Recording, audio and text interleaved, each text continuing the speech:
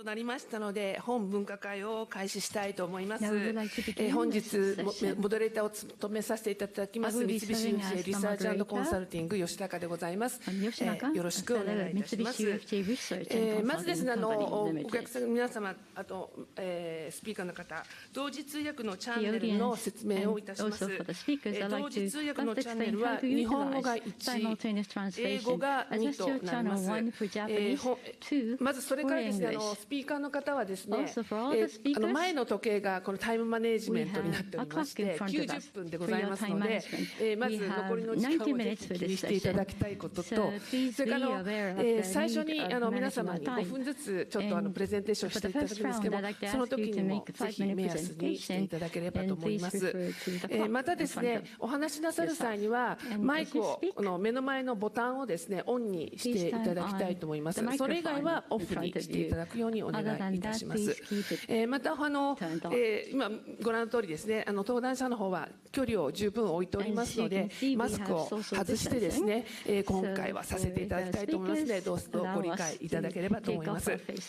それではですね、こちらの分科会はですね、女性とグリーン社会ということで、ジェンダーの視点から考えるという分科会でございます。で、今日はとても素敵なパネルの方をお迎えしておりますので、ちょっと私の方からは簡単にですね、ご紹介をさせていただきまして、あとは皆さんご自身でですね、いろいろな活動をご紹介いただけると思っております。まずはですね、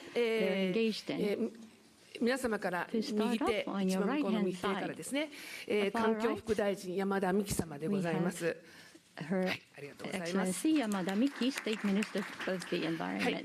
次にですね、向こうから2番目でございますけれども、今、JICA の方でお勤めのですね、田中由美子様でございます。田中様の国連女性の地位委員会という日本の代表もしていらっしゃいましてですね、国際的にもご活躍でございます。その次に、向こうから3番目ですね、園田彩子さん、株式会社クレアの代表取締役でいらっしゃいまして、88年から起業されているという、そしてサステナビリティにテーマを持ってですね、ビジネスされている方です。よろしくお願いします。はい。そして向こうから4番目は上美奈子さん、セーラーズ・フォー・ザ・シー日本支局理事長ということで、この社団のお名前から分かる通り、海洋資源についてのですね、保全などを取り組んでいらっしゃいます。よろしくお願いいたします。はい、そして、すみません、ミキ・ハイモビッチ様ですね、元イスラエルの議会議員でいらっしゃいまして、ジャーナリストとしてですね、ご活躍されております。はい。そして、こちらから2番目ですけれども、ベツレヘム・チラファン・アレム様ですね。ありがとうございます。こちらは起業家でいらっしゃいまして、ちょっと私大変楽しみにしております。私自身環境ビジネスの起業というのに大変関心がありまして、今日は楽しみにしております。よろしくお願いいたします。そして隣に座っていらっしゃるのが環境持続社会研究センター事務局次長の遠藤梨沙様でございます。今日はテレビ一緒に経験をまとめるのお手伝いください。ありがとうございます。それではですね、まずですね、ここでですね、スーザン・ロックフェラーマシン創設者編集長様からですね、今回の WAW2022 年のためにですね、ビデオメッセージをいただいておりますので、ここでぜひ皆さんにご覧いただきたいと思います。So we'll play the video. Please enjoy. Hello. My name is Susan Rockefeller, and I am honored to address you today as part of the 2022 World Assembly for Women.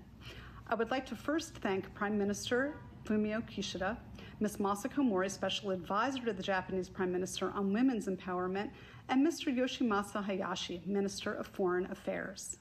World Assembly for Women allow us the opportunity to harness the power of women to light the path to an innovative, prosperous, and peaceful future.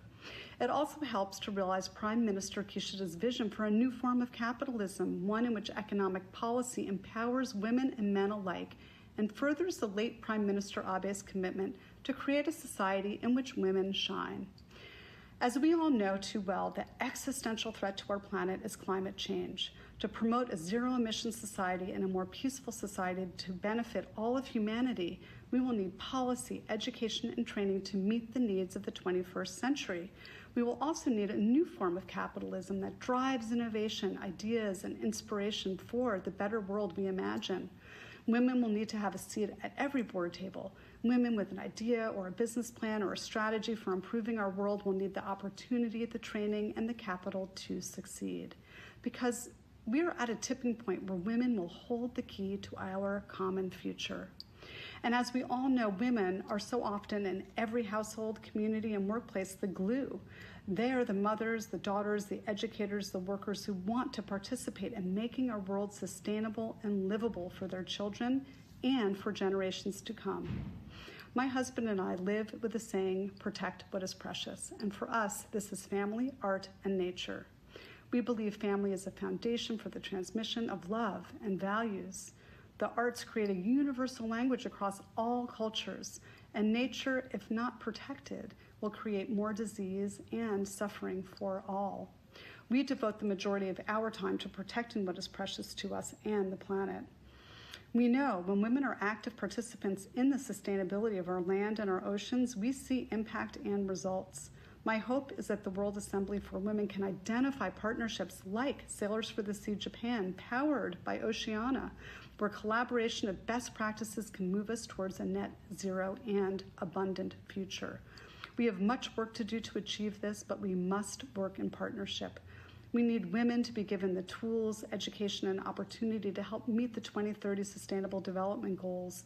Women will light the path and be integral to the sustainable future we envision for all of us. Thank you so much, and may this conference be fruitful because our future depends on it. Thank you so very much.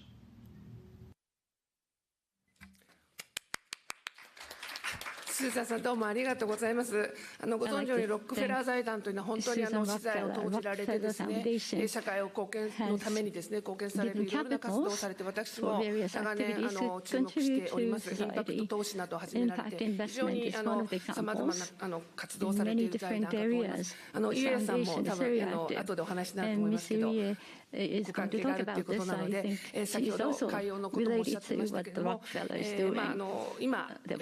回のこのテーマはグリーンということでございますけれども、やはりその中でも最も気候変動というものが大きな世界中のリスクとして我々の前に顕在しております。今スーザさんもおっしゃいましたけど、今回の岸田首相の新しい資本主義の実行計画の中ではですね、人、科学技術、イノベーション、そしてスタートアップ、それからグリーントランスフォーメーション、デジタルトランスフォーメーション、これが重要な視点ということで、その中でも具体的な行動としてですね、経済安全保障とともにこの脱炭素が入っております。私エジプトで開かれましたシェルメールシェイクの COP27 に参加してまいりました。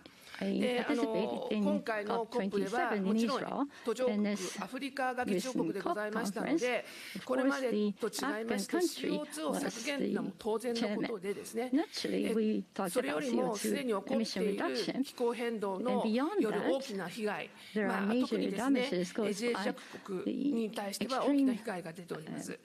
適用分野と言われます、要は CO2 を下げるという緩和行動と、もう一つ大事なのは適用分野、例えば生物多様性保全、防災なども含まれますけれども、こういったものに関してですね、なんとかしなくてはいけないという声が今回の COP27 で言われました。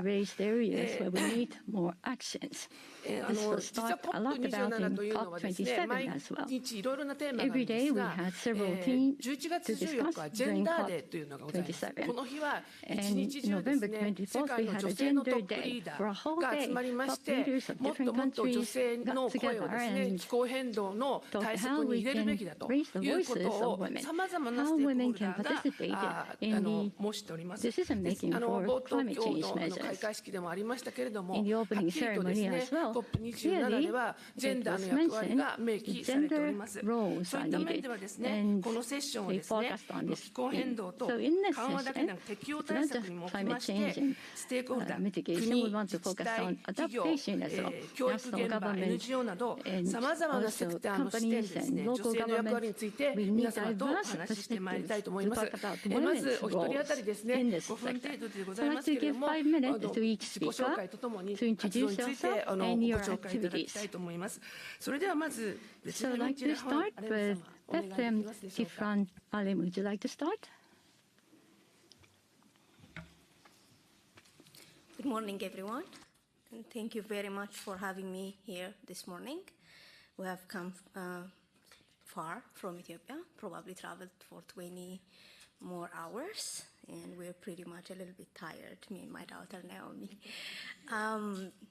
That have been said, I came from Ethiopia. I have been in manufacturing sector in more than 14 years. I'm an entrepreneur.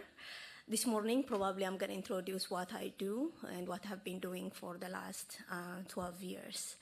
I manufacture footwear from recycled products and deliver it to all over the world. And Japan seems to be one of my destinations. And I was able to open a store here in Tokyo with my partners for a long time.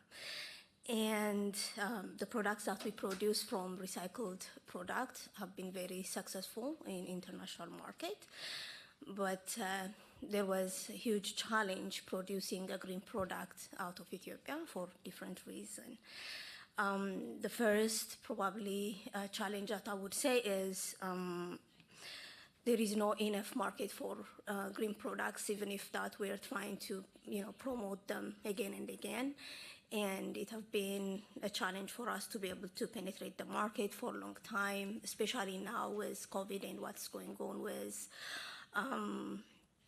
product development and also logistics have been very, very difficult for a company for like myself.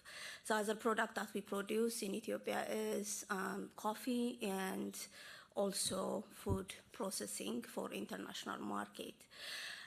Using renewable energy and then handmade products have been a little bit challenge for me to scale up my business because of different challenges. One of the challenges that we face is to get a finance, an affordable finance, and an impact investment from everywhere.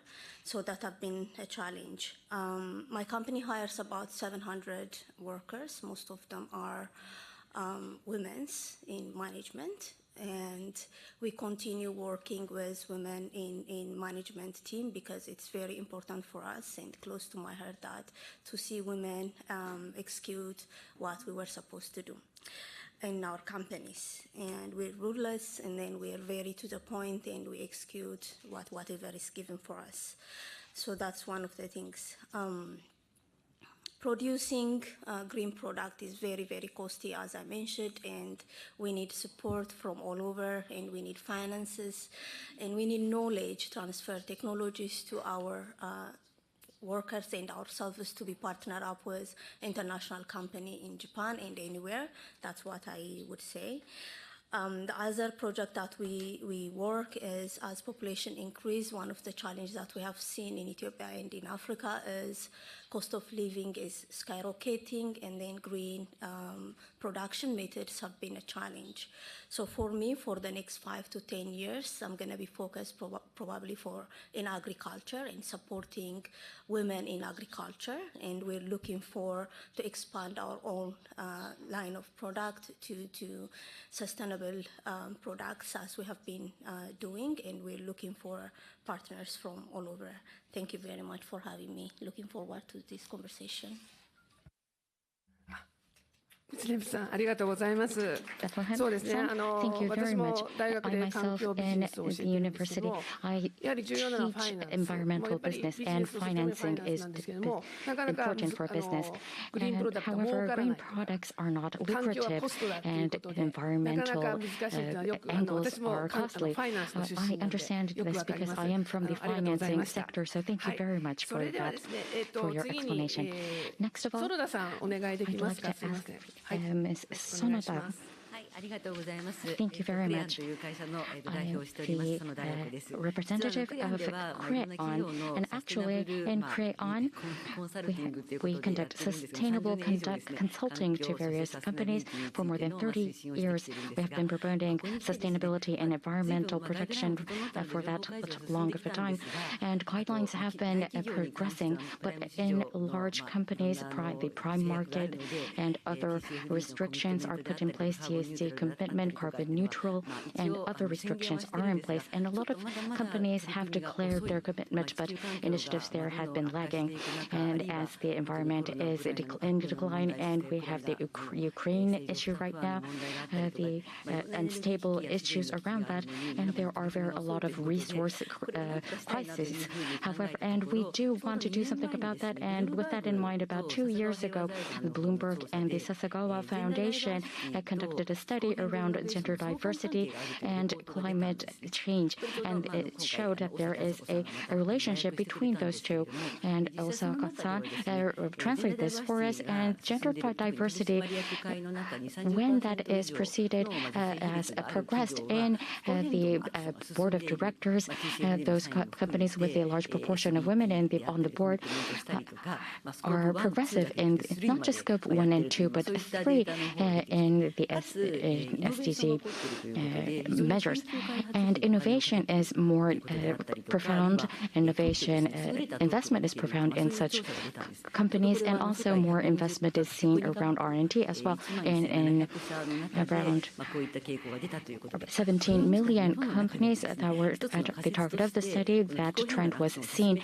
And in committing to such actions, gender diversity would be conducive to the progress of ESG initiatives. And GSG highly depend the cement and steel and other industries that are heavily dependent on GSG. That trend was more profound, and therefore the TSG progressive companies, not just the ratio of the women in the board, but also in the management. And also we saw that the executive directors were had more high number of women in such companies. So a lot of people, a lot of countries on the companies, on the other hand, even though they do not have they have declared the TSG as with the lower number of women on the management. Their initiatives have not proceeded quite profoundly. And we had the five women together with, including myself, has launched an initiative of 9 principles, which is to sign global compacts in order to make sure that these companies are committed in the 10 principles, including global commitments and human rights and such.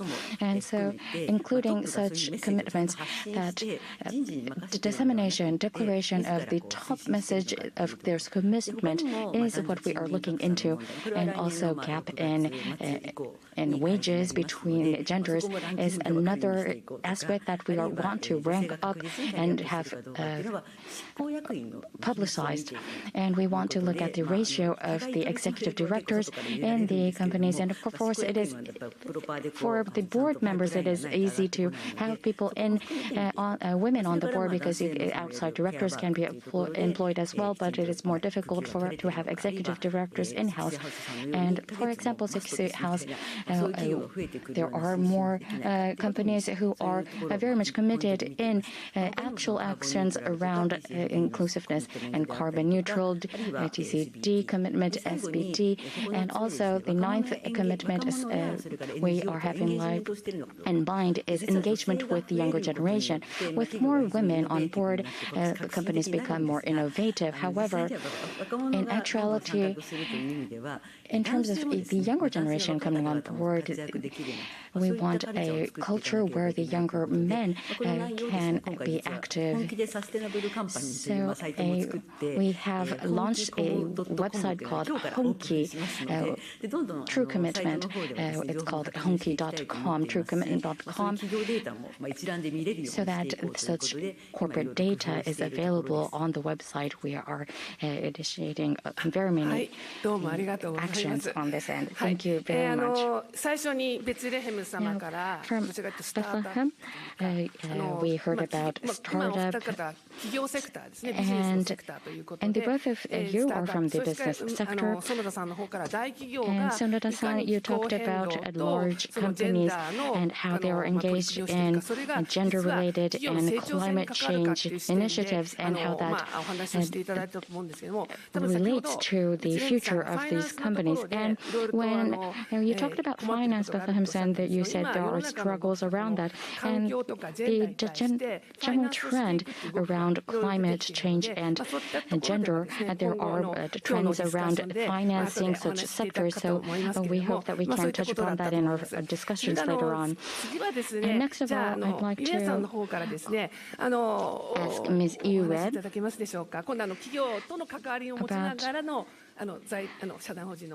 how your organization is proceeding in your actions in relation with activities together with corporations. Hello, everyone. I am Iue from Sailors for the Sea, Japan. We are an international NGO involved in marine environmental conservation. And Susan Rockefeller, from which we had a video earlier, she is a great friend of mine. And her husband, Mr. David Rockefeller Jr., established Sailors for the Sea International. And so together with them, Japan, because Japan needs to be fully involved in the conservation of marine environment, I established the Japan branch of the Sailors for the Sea. And so our main activities are around marine activities. We have put together a list of blue seafood guides, and together with the Japanese Agency of Marine Oceans, we have a green regulations in place. And I would like to talk more about the relation between women and marine issues. And at our organization back in 2018, a platform called Leading Oceans for Women is what we established. This is a platform for leaders in this area. And so we had the Ministry of Environment at the moment, at the time, and at the top of this organization, the platform to disseminate information around that. And at Lisbon, the ocean meeting, international ocean meeting, our ocean was held this year in Lisbon, and there was a lot of attention around the marine issues. We had a lot of people attending our session, and the ocean and climate change is very closely related, and the human race is emitting the 30% of what we emit is absorbed by the ocean, and a large portion of what the oxygen we produce is from the ocean. And so climate change is a little bit more slow. The climate change is slower compared to what was initially calculated because of the ocean. That is the current findings at the moment. And so the large and important role of the ocean that the ocean holds is what we are learning, but the ocean's functions are not limitless. CO2 being absorbed by the ocean means that it is being oxygenated, and also that means that the marine plants and others are affected by that. And also there are the icebergs melting, and also the ocean is rising because of this climate change. And so these are very serious issues. 生態系の崩壊、先ほど吉高さん COP27 の適用分野というふうにおっしゃってましたけれども、熱い海から逃げていって生物が北上していくというような傾向が今行われていますので、さまざまなところで産業にもダメージがありますし、生態系にもダメージがあります。一方、海洋のグリーン社会へのポテンシャルというのも注目されておりまして、特に再生可能エネルギーに関してはgreen society, especially renewable energies. We have offshore wind, we also have the wave power, power generation, and solar power generation, as well as algae has the capacity of absorb CO2, as well as in the ocean environment. In terms of women's leadership in this area, 体感しているところでは国際的には女性が非常に多くのリーダーの地位を占めていまして、多分これは海洋環境の政治的にもですね、学問的にもクラシックな分野ではない環境問題、非常に新しい分野でありますので、バイアスがかかりにくいというのもありますでしょうし、女性の力が遺憾なく発揮されていく、非常に将来性の高い分野であるということもあります。それによって素晴らしい女性リーダーのロールモデルにも恵まれているというふうに実感しています。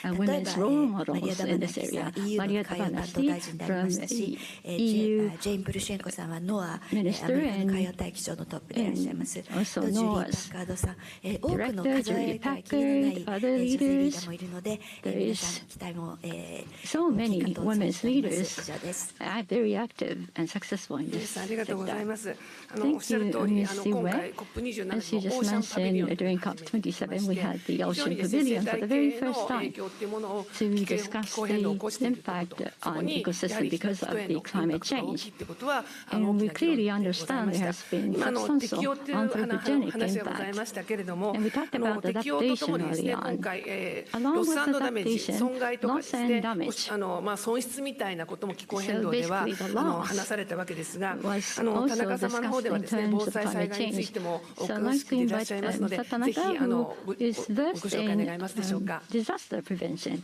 mitigation. ありがとうございます。 Would you like to ご introduce 紹介 yourself? いただきましたよう Thank you に、 for this 私の opportunity. 専 I 門 was just 領域 introduced は my 国際協力に specialty おけるジェンダー is 平 the 等と gender 女性のエン equality パワー in メントの international 推 cooperation 進ということ and で、 women's 国際協 empowerment 力機構 promotion. JICA のジェンダー専門家としてア As ジア a 太平洋 women's 地域、それか expert らアフ of リカで JICA in Asia Pacific 活動して region き as ま well した as で最近 African の countries, I 5、6 have 年 been very は active. 主に For the past ジ 5 or ェンダーの 6視点から years, 災害 from に the 関する gender 国際協 perspective, 力というのを実 we 践してきまし are た。 executing 途上国は international cooperation 気象災害 to の被害がす deal ご with く大きくなってい disasters. て、 In the 洪 developing 水、台風、 countries, そ there れ has から been 土砂 substantial 崩れ impact などの of 被害が climate 多発し change. てい There ま has す。 been flood, 皆さんパキ mudslide, スタンの and 洪水と in かオーストラリア Pakistan, の for 洪水とか example, も there was a flood. メディア There was a で flood in ご覧になってい Australia ると as いうふ well. うに You 思 may い have ます。 seen the で news すので、緊急支援、 reports. それから災害への備えと復興支 Urgent 援というのが必要になっています and preparedness で for 私は disaster 2018年から assistance to 国連女性 recovery の and 地位委員 reconstruction 会 are all 英語 needed. でコミッション・オン・ザ・ステータス・オ Now, ブ・ウィメン since 略して April, CSW というんですけれど the も、 CSW その Commission 日 on the 本代 status 表を of 務め women, させていただ I いてい became ま the す。 Japanese でこの representative of this CSW は commission. Now, the 国連の経済社 CSW 会理事会 is エコソックに設置され under てまし the て、 UN 皆さんよ ECOSOC. くご存知の北 As 京 you 女 might 性会 know, 議を the 開催したりとか、 this is the その後 organization that 北京 held 公 the 用 Women 公用の Conference, 実 a 施 World 状況につい Conference ても on 毎 Women 年 in モニタ Beijing, リングをしています。 and the 毎年3月に declaration 国連本部 execution で is monitored 10 every 日 year. 間の会議を開催するん And ですけれ every ども、 March 同 at 時に UN NGO headquarters, フォーラ there ムも is 開 a 催されま meeting すので、 held, and at the 毎 same 年 time, 5000人から6000人の方々がニューヨークに NGO 集まっ Forum is て also 世界が直面しているジェンダー課題に organized. つい So て there are 5,000, 議論を 6,000 繰り people 広げ get ます。 together in New York.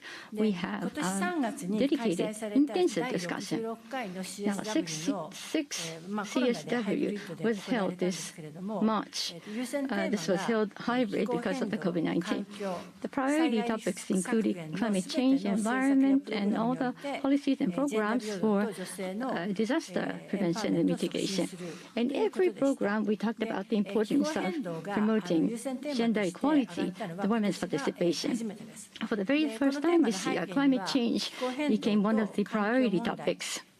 climate change, environmental issues, or response to natural disasters. They are dealt with by different UN organizations. Same for Japanese government as well. There has not been clear linkage between these three sectors, although they are closely interrelated.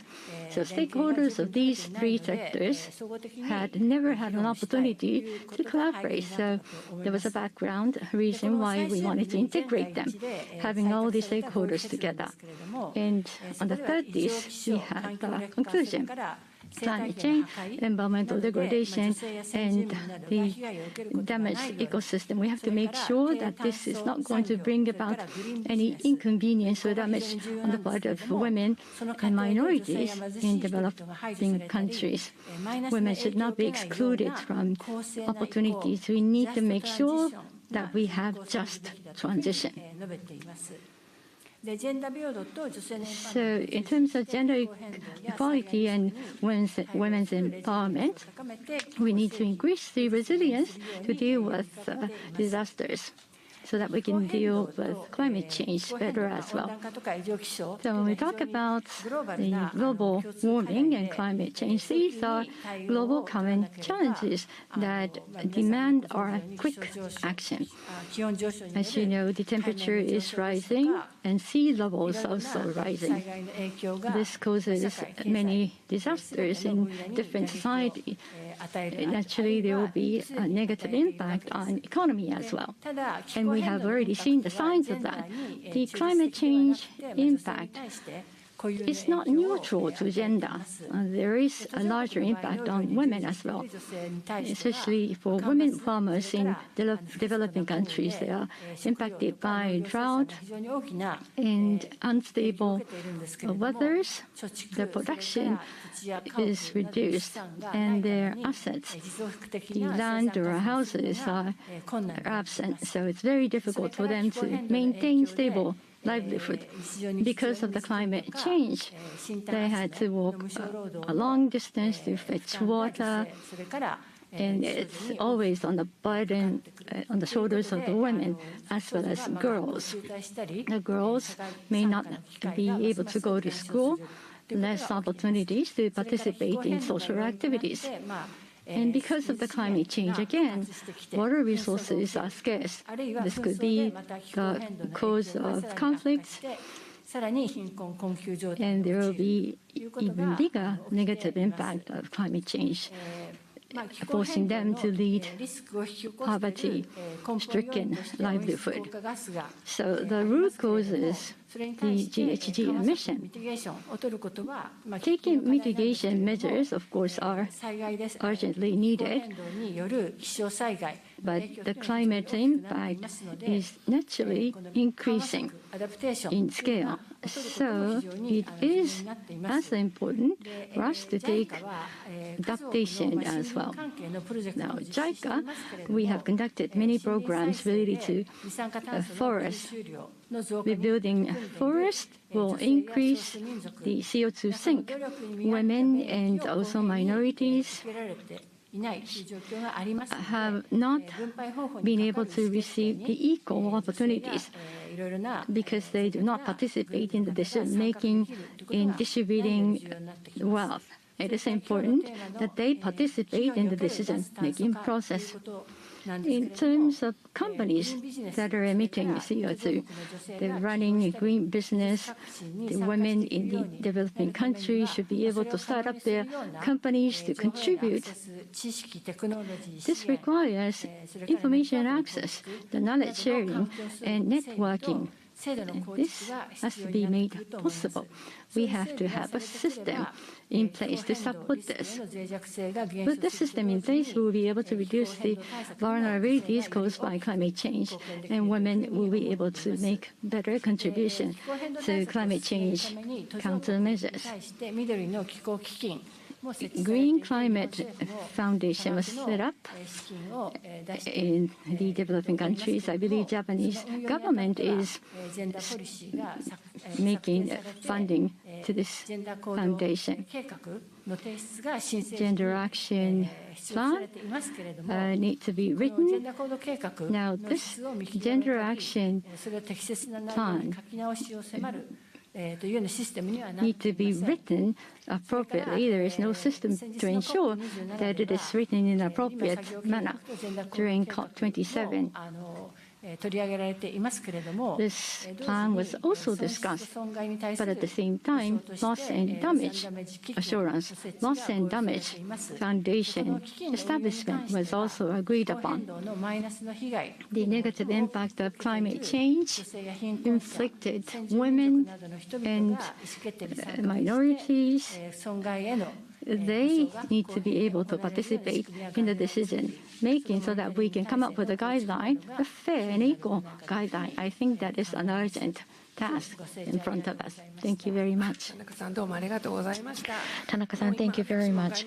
And for the development cooperation guideline is being revised at the Ministry of Foreign Affairs, and the mainstreaming of gender is what I have been saying at those meetings, and so that gender perspective I do believe is necessary in development issues around the world.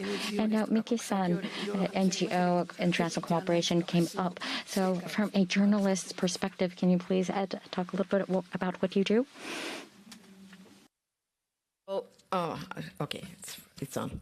I'm very happy to be here, part of this conference, and I really want to thank the organizers for devoting a panel to this very, very important subject, the climate crisis.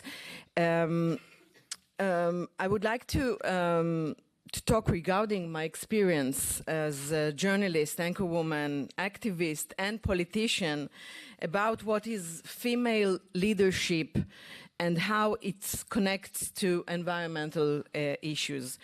Green society requires collaborations and opening the mind to creativity, complex angles, and less ego. And I think this is feminine perspective, to come from a place of listening, of empathy, not to be the one who knows everything. And these are often, feminine qualities, and we should bring it to this very, very special and important subject. In the past, as a news broadcaster, I did not fear to show emotions and empathy, and also now in my role as chair of the Heschel Center of Sustainability, together with its female CEOs, there's two of them. I think we bring feminine qualities and way of thinking. Heschel Center of Sustainability is a trust-based organization, and I think this is something very special, and it can be maybe done only when women are leading an organization. As a member of the Israeli President Climate Forum, I can relate to one of the initiatives we proposed.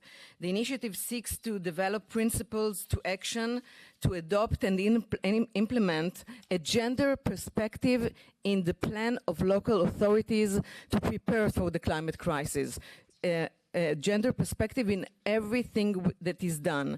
The initiative is based on studies in the world and in Israel that emphasizes the gender dimension of climate injustice and develop a toolbox with actions to include gender equality in assessment programs for the climate crisis. We think it's very, very important.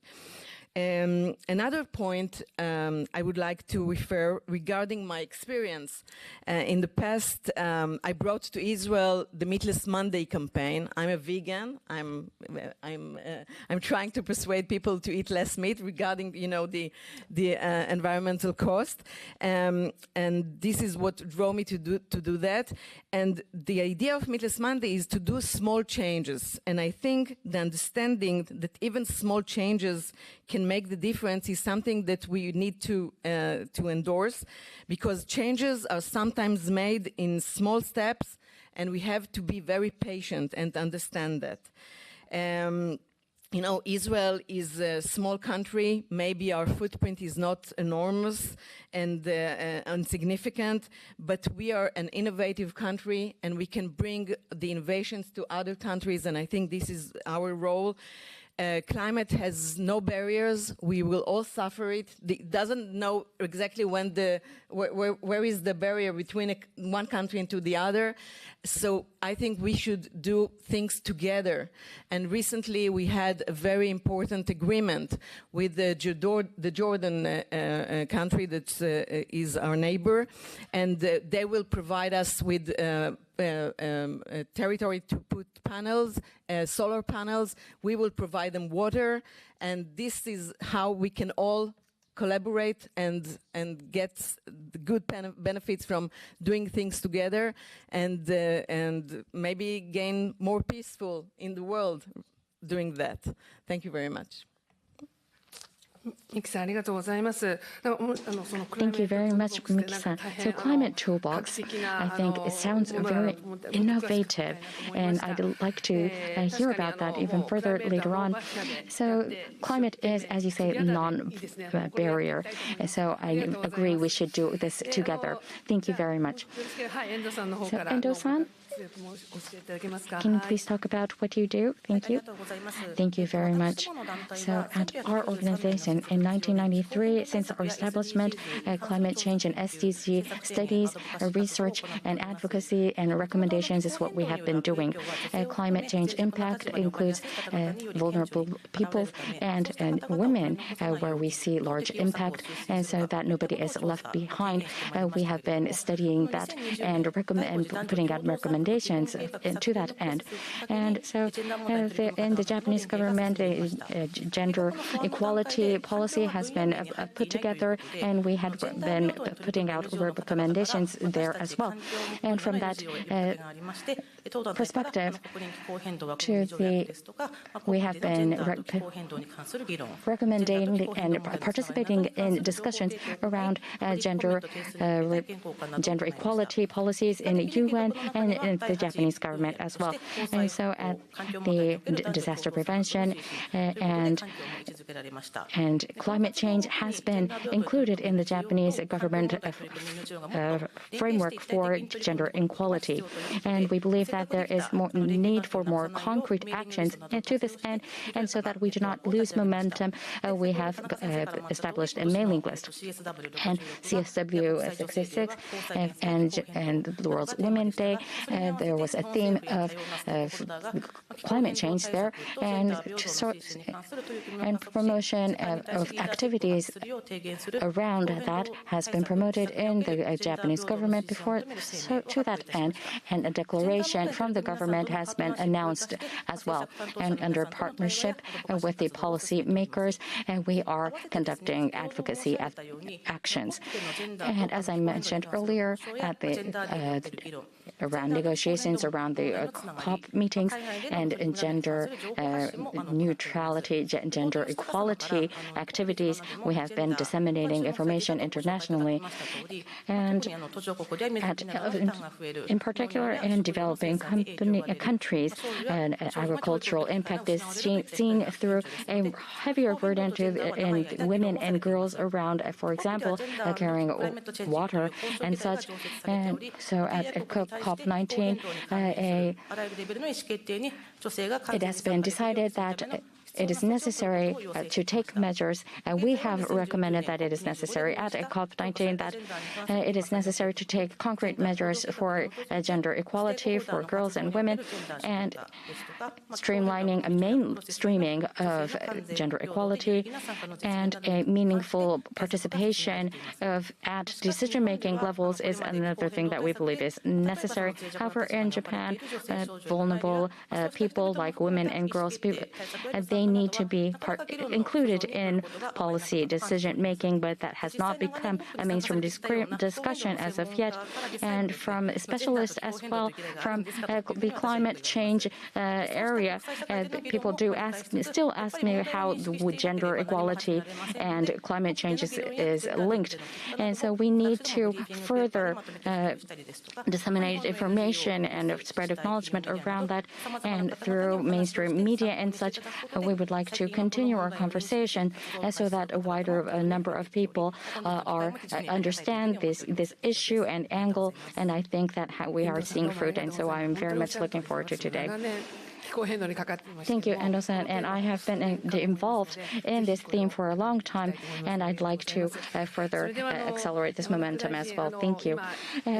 So, Minister, NGOs and various other themes and issues came up. So I'd like to ask you, as a country, the government, are there any initiatives that you can share with us?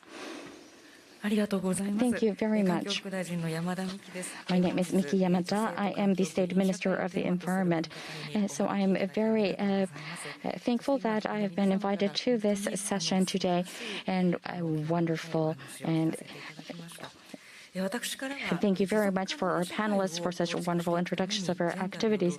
And so diversity, including gender equality, we believe is very important. So I would like to further elaborate on that. First of all, climate change for the vulnerable, including women, that impact is what I would like to begin with. Now, at the concept note, ensuring access to water was something that came up. And also at the ACP report, it is also mentioned that gender inequality does accelerate climate change action decline. And also for weather abnormalities, there are concerns about insanity, so direct impact is on. So another thing that we see, and also the education time and the time to acquire skill is in decline as well. That's because of the climate change, there has been negative impact on the women, and this should not prevent women from participating in societal activities. So this issue's importance is increasing. Now, I'd like to talk about international discussion on gender's perspective. Recent COP26 adopted Glasgow Climate Accord. The parties to deal with climate change focused on human rights, women's empowerment, and gender equality. Gender-based execution will help us to achieve this ambitious climate goal. And the other day, there was COP27, climate change measures. They claimed needed women's participation. So the women's participation opportunities need to increase, and this has been included in the documents, official documents. The importance of gender equality was once again reconfirmed. Now I'd like to introduce some of the great examples within Japan. Japanese government, to promote women's participation, recognized the companies that actually increased the women's representation. Nadeshiko brand has been selected to be traded in the exchanges in Japan. The companies that are selected as Nadeshiko brands that are active in decarbonization. Shiseido is a good example. Sustainability-linked bond has been issued by Shiseido. This is the bond where, depending on the achievement level of the target, conditions and terms will change. This is a new type of bond. The target is to reduce the burden on environmental earth, as well as helping women. And they are targeting to raise 20 billion yen.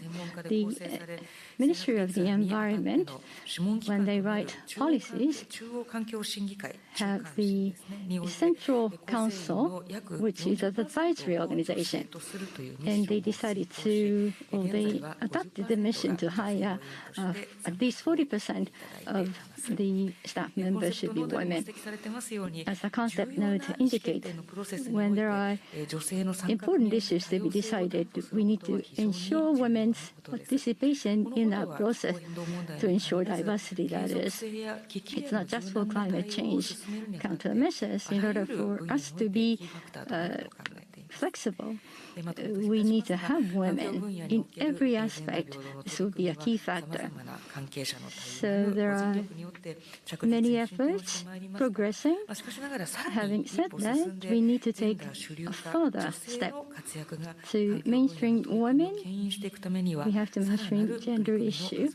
Once again, we need to accelerate our efforts in this area. The Ministry of the Environment, especially in the process of decision making, we focus on women's participation in this process. That will be our focal activities. For all of you who are participating here, should collaborate together so that we can achieve gender equality in the area of environment as well. Thank you. Thank you, State Minister Yamada. How much, to what extent women can participate in the decision making can bring about varying impact in different areas. So we would like to continue on discussion. In terms of discussion, I want to look at the private sector, the industrial sector, and women's participation in this specific sector. Bethlehem early on talked about how women are very active in her company and they highly represent in the management team as well. So, what is the importance of having women in the management running the business? Thank you very much for your question. For me, growing up in Ethiopia and start my companies from there have been a journey. And me being a mother, and when I start my business, I was 24, right? So learning through that journey, running a business is not easy. So we gave an opportunity for a couple of people who are producing our product for a long time, but we were able to give for those people who started from the bottom to rise up and to get a proper training to be in management position. That was very important because one of the things that I believe it's not only producing a sustainable product, also giving an opportunity for women who have got a sustainable income, then they can support their families and communities. It's very important for us. So having women around me have been a tremendous amount of support. And I learned a lot because if we put our mind in something, then we execute and we go further. And the responsibility that comes with it, we achieve a lot in one day. So we don't sleep probably until we finish the task that's given. So I learned that it's not only an opportunity working with women, and it's also a blessing for me, because one of the things that we learned is that I serve as probably in different companies as a shareholder, and then I've been people listening to people to do not probably hire women in their company a couple of times. And the reason is when they get pregnant and have children, they don't want to give the compensation because, you know, it's very expensive for the companies to be able to run their businesses when they have, you know, women working. But now we created an enabling environment for women to work from home while they're having probably raising their children, and we were able to probably open small daycares where women working in the factory bring in their children in the daycare and the site, and that's going to liberate everybody to be able to, you know, achieve their goal in a day. So it has been a blessing for me, and I learned a lot. Thank you.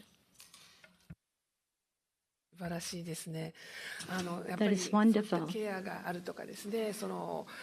Providing necessary care for women in many different forms, giving consideration to women. Without that, it's very difficult to eliminate the gender gap. So I'd like to invite other panelists to express your thought on this topic. The women in company and management team. Yes, please. Thank you for that opportunity. We need to increase women, otherwise organization will stay obsolete. There is no transformation happening without women's participation. I'll give you a global example. IKEA, for example, or Unilever.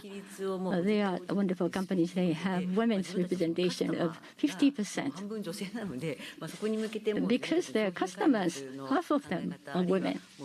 In developing products, they have to change their business model. Equileaf in Netherlands has the gender gap ranking. In Japan, at best, 208, Takeda Pharmaceutical, Polar, 299, and the other company, 444, Recruit, 793. I used to work for Recruit before Korean. I worked so hard. I had hearing difficulty because I worked too hard. So you really have to change the way you work. If you have to work many hours, this will put you in the vicious cycle. So it's not just increasing women, the number of women. You really have to change the overall system of leadership within the company, especially that's needed in Japan. And recently, Recruit has made a change. By 2030, the current women's representation in board is small. They want to achieve that from 27% to 50%. So they set a commitment to raise the women's representation in every level up to 50% by 2030. So carbon neutrality pledge, it's a DCFT, scenario analysis, SPT commitment. So we have covered value chains Scope 1, 2, and 3. There is a commitment made. By having women, there has been major impact. You can see those positive signs already. So in terms of innovation, we have equal gender, green innovation, GX is making progress. So we should be GGE, green and gender equality innovation. That's the transformation we need. G and GEX, whatever the name. So that's what we need. In this country. I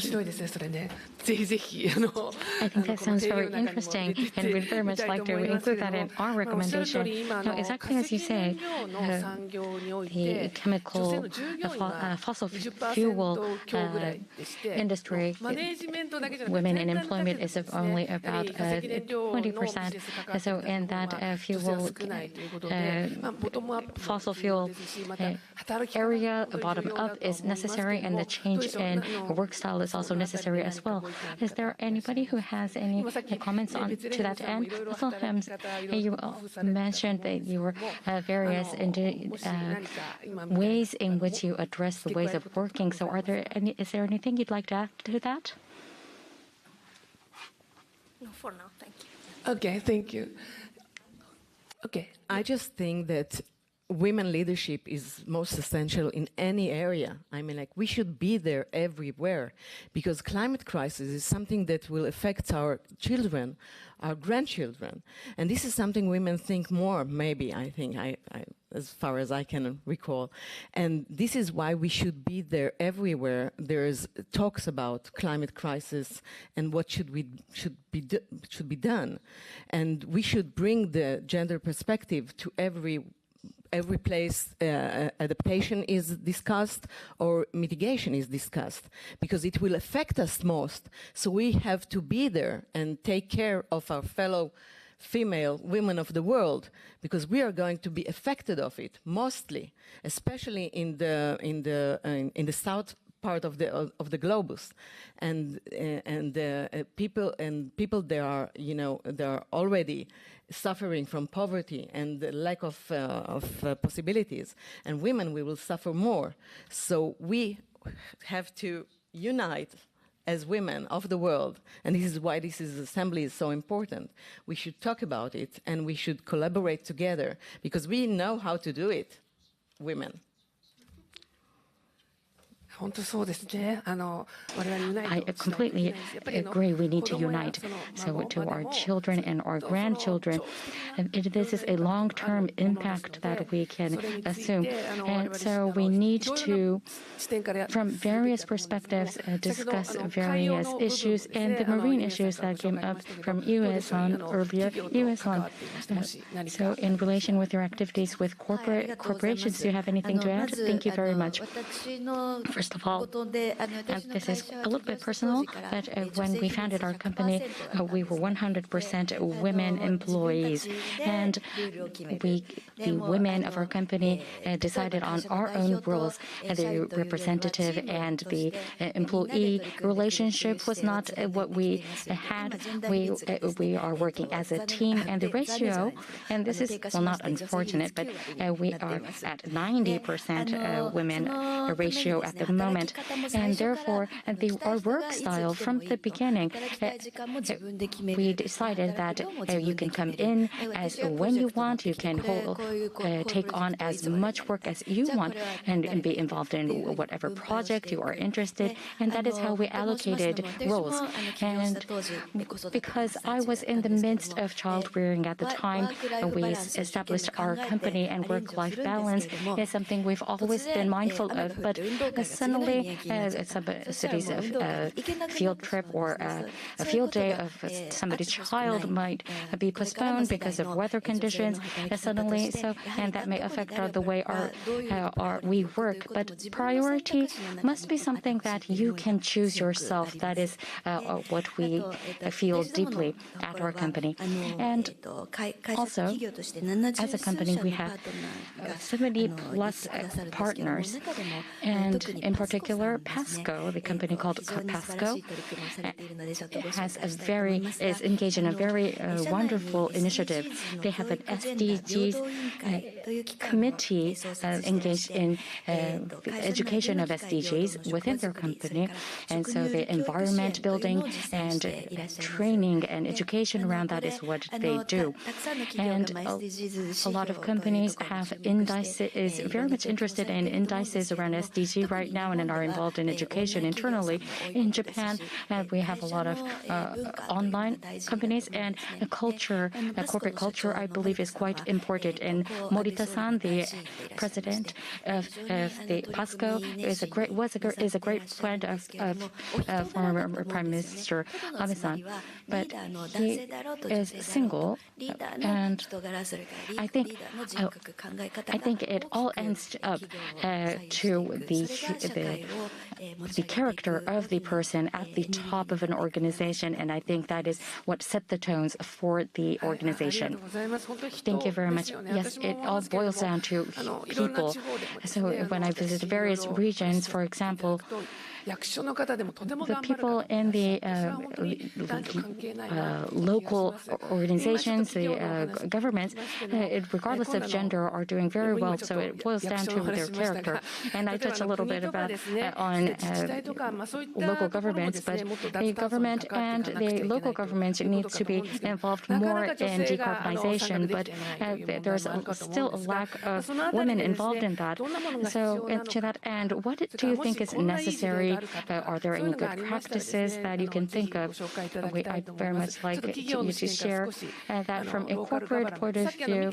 I think Miki-san touched a little bit on that earlier. So if there are any more points, good practices you can share, please. Miki-san or Tanaka-san, もしよろしければ。Miki-san or Tanaka-san, if either of you. ありがとうございます。Thank you very much. So international cooperation is my specialty. So the local government practices does not come to mind actually. But at JICA, for example, the International Cooperation Agency of Japan, in New Delhi, with the New Delhi government, we are in cooperation towards the decreasing CO2 emission. And so the road conditions that were quite condensed, to resolve that, we created the Delhi Metro underground in in order to resolve the road conditions, and approximately 700,000 cars were reduced from the road, and 970,000 tons of CO2 reduction was achieved. So that was a large contribution. But at the same time, we conducted a gender analysis study and in the public transportation sector, so that more mobilization can be achieved for women is what we had in mind. However, in India, sexual harassment issues are profound on public transportation, and that is what we found through the study. So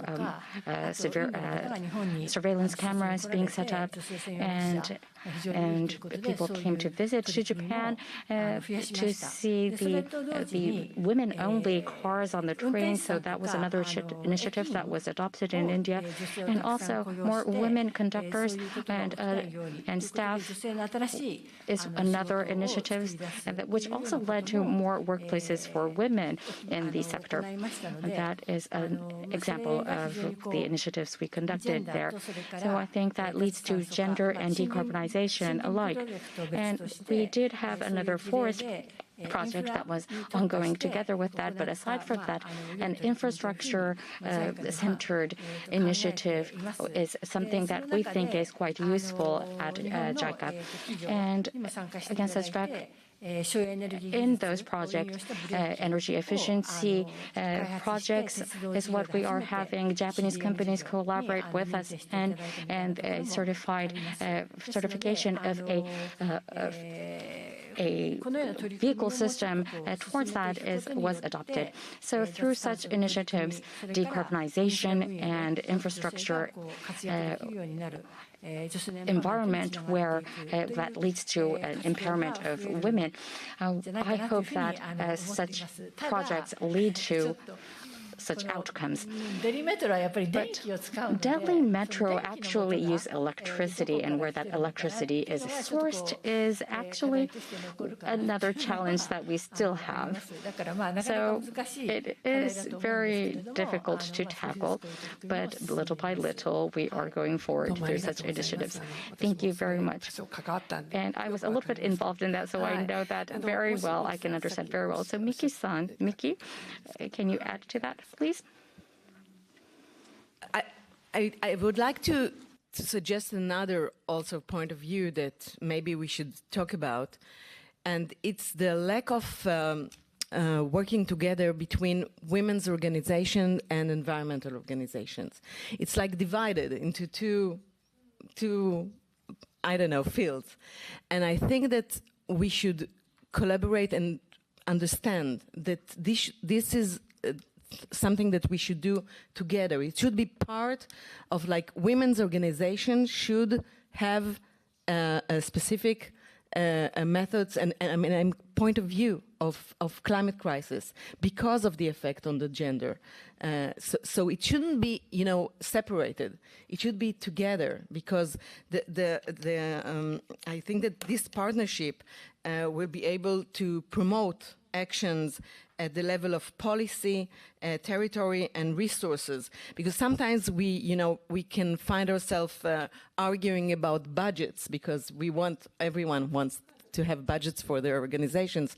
But if we will understand that this is our mutual goal, we can work together and get the budgets together. So this is one part of thing that I can think of. It's important to talk today, that not to look at it as it's something different, because it's the same problem, because it's combined. I mean, like, the effect on women will be so tremendous and so significant.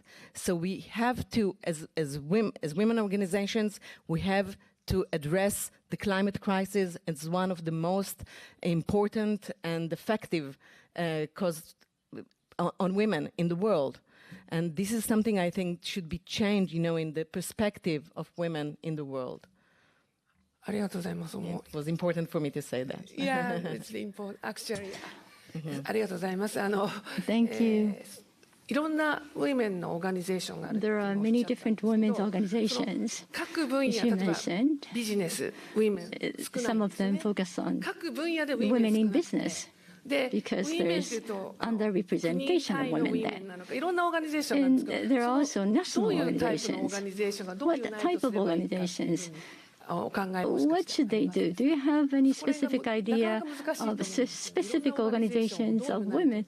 Because how can we unite them together? When we talk about climate change, some of the organizations will be able to come together. We need to have a common target to bring them together. Well, first, we have to start with understanding the problem. This is one of the things that we do in the Heschel Center of Sustainability. We are working on changing policy, and we are working about telling the story and making the awareness bigger, because I think the ignorance is what really bothers me. Because I used to be in the Knesset, in the Israeli Parliament. I was the head of the Committee of Environment, and there used to be to come people from all kinds of ministries, and it looked like they don't know about the climate crisis. I mean, like I had to argue with people from the Treasury of the finance, and they were like saying, like let's take for example renewable energy, which is not subsidized, and there's no enough efforts to change the energy in Israel to renewable energy. So and it's because they usually think only about what is in this year, maybe next year, but climate crisis is for looking, ahead, and we have to do the change now, because otherwise it will be too late. So women organizations, first of all, have to acknowledge and be aware that it will affect women, and then they will discuss it and do things about it, and maybe the participants will be more aware of it and will do other things that are required. So awareness is first things to do, and then change policy and change maybe actions. ありがとうございます。本当にまず認識を Thank you so much. We need to understand and recognize we have to raise the awareness, as you mentioned earlier. That friend said that in order to scale your business, there are multiple problems, including financing.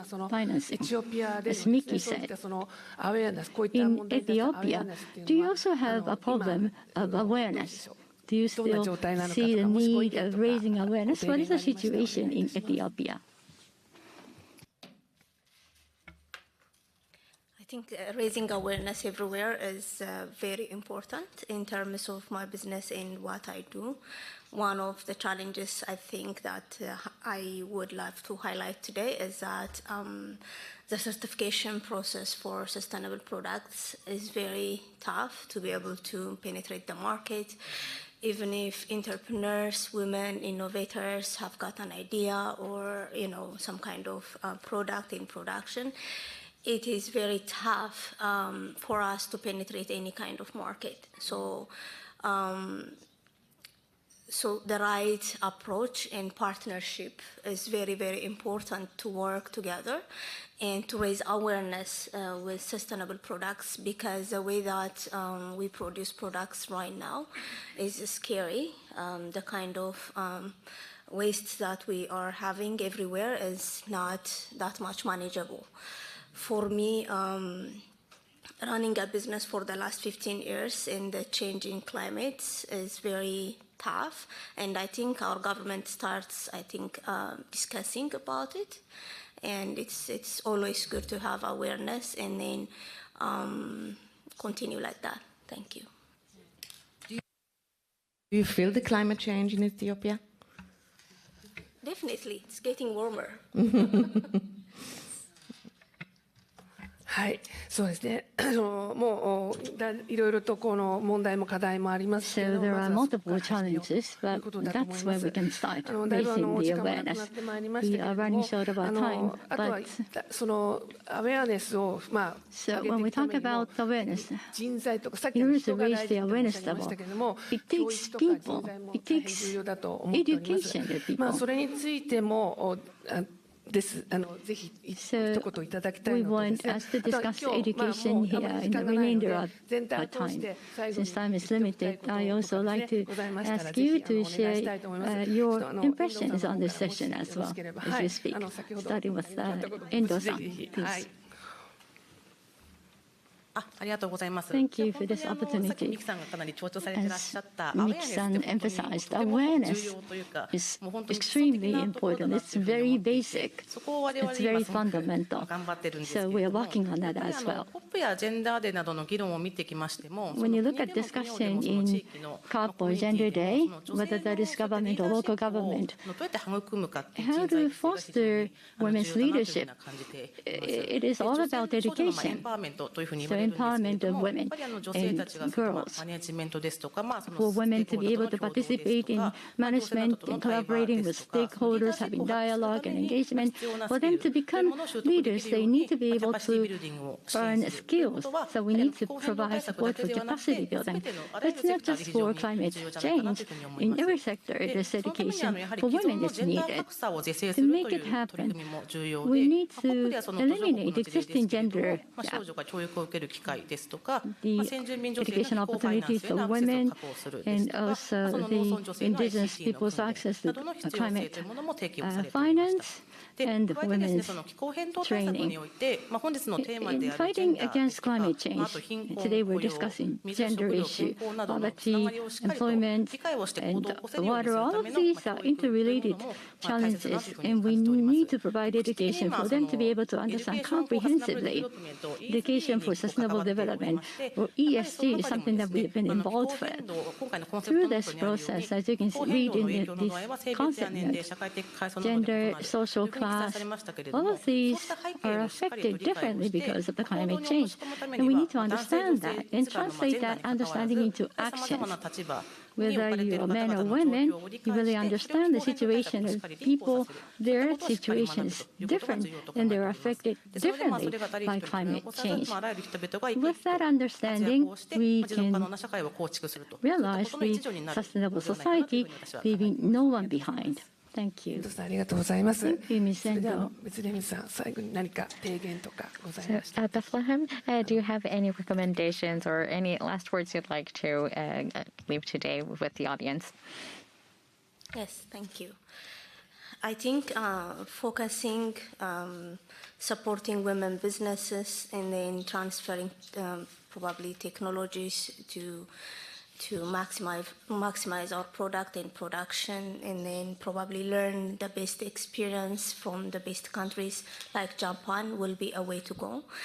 And I think for us, agriculture is going to be the future, and I know a lot of VCs are focused in technology, supporting technology companies, but who feeds the world, I don't know.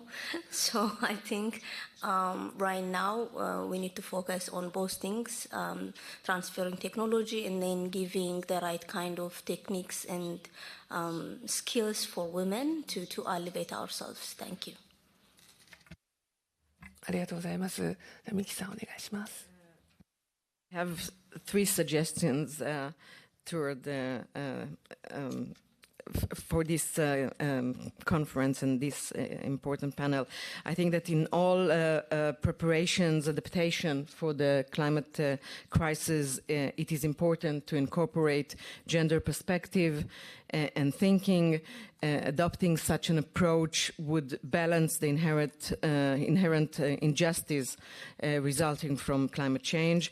In every climate forum, it is appropriate to have female representatives who represent the special problem and the increased risk for women in this area. And we must act for leadership that combines gender and environment in a joint activity. This is my suggestions. Thank you very much. Thank you very much. はい、ありがとうございます。Thank you very much. So, in gender equality and inclusiveness of women, I think gender equality is the key. And as for energy consumption, not just in production, manufacturing, but where we use the energy consumption, I think an awareness change and education is necessary. And in our generation in Japan, in terms of gender equality, there was a long period where we were really feeling our way blindly. And my father-in-law was the representative of Sanyo Electric, and he was one of the advanced people who always had in mind gender equality in his company. And when I started my company, he was very supportive. And what he said to me is, okay, but who is going to cook for us?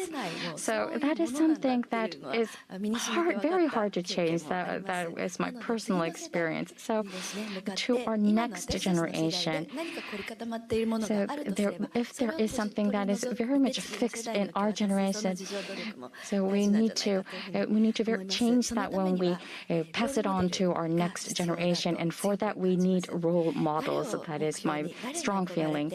Who people look up to and aspire to build yourself up, if possible, among our generation. If more of us can become such a role model, I think such activities towards that would be meaningful. Thank you very much.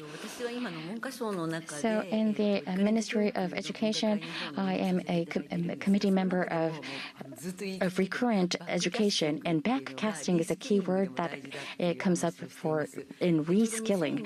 And in 2002, I started this work on a full scale. And so in the Nordic countries, they are very advanced in environment and in gender neutrality, and we went to learn from them. And so the thinking of future backcasting from the future is what they have. And so thinking about an ideal future and backcasting and looking back from the future to now, and in order to build up the steps that is necessary is what they do. And it is said that for Japan, we would probably need about 200 more years to get to where we want to.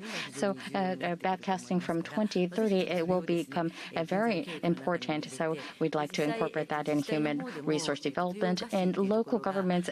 Toyooka City, they are doing bird conservation and zero carbon city is a commitment that have met, and they actually backcasted from the future to draw out their strategy. And so in the workplaces, in schools, in households, they see those three places as their pillars to where as the forefront of gender gap reduction.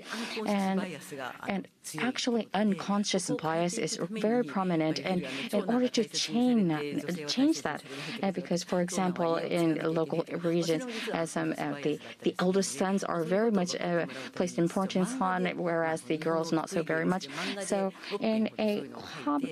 so what they did is they drew a comic to disseminate that to heighten acknowledgement, awareness among the general public. So backcasting is very useful in raising visualization and visualizing what is necessary. So, and if we are able to do so, I am hoping that we can change things within the next 20 years.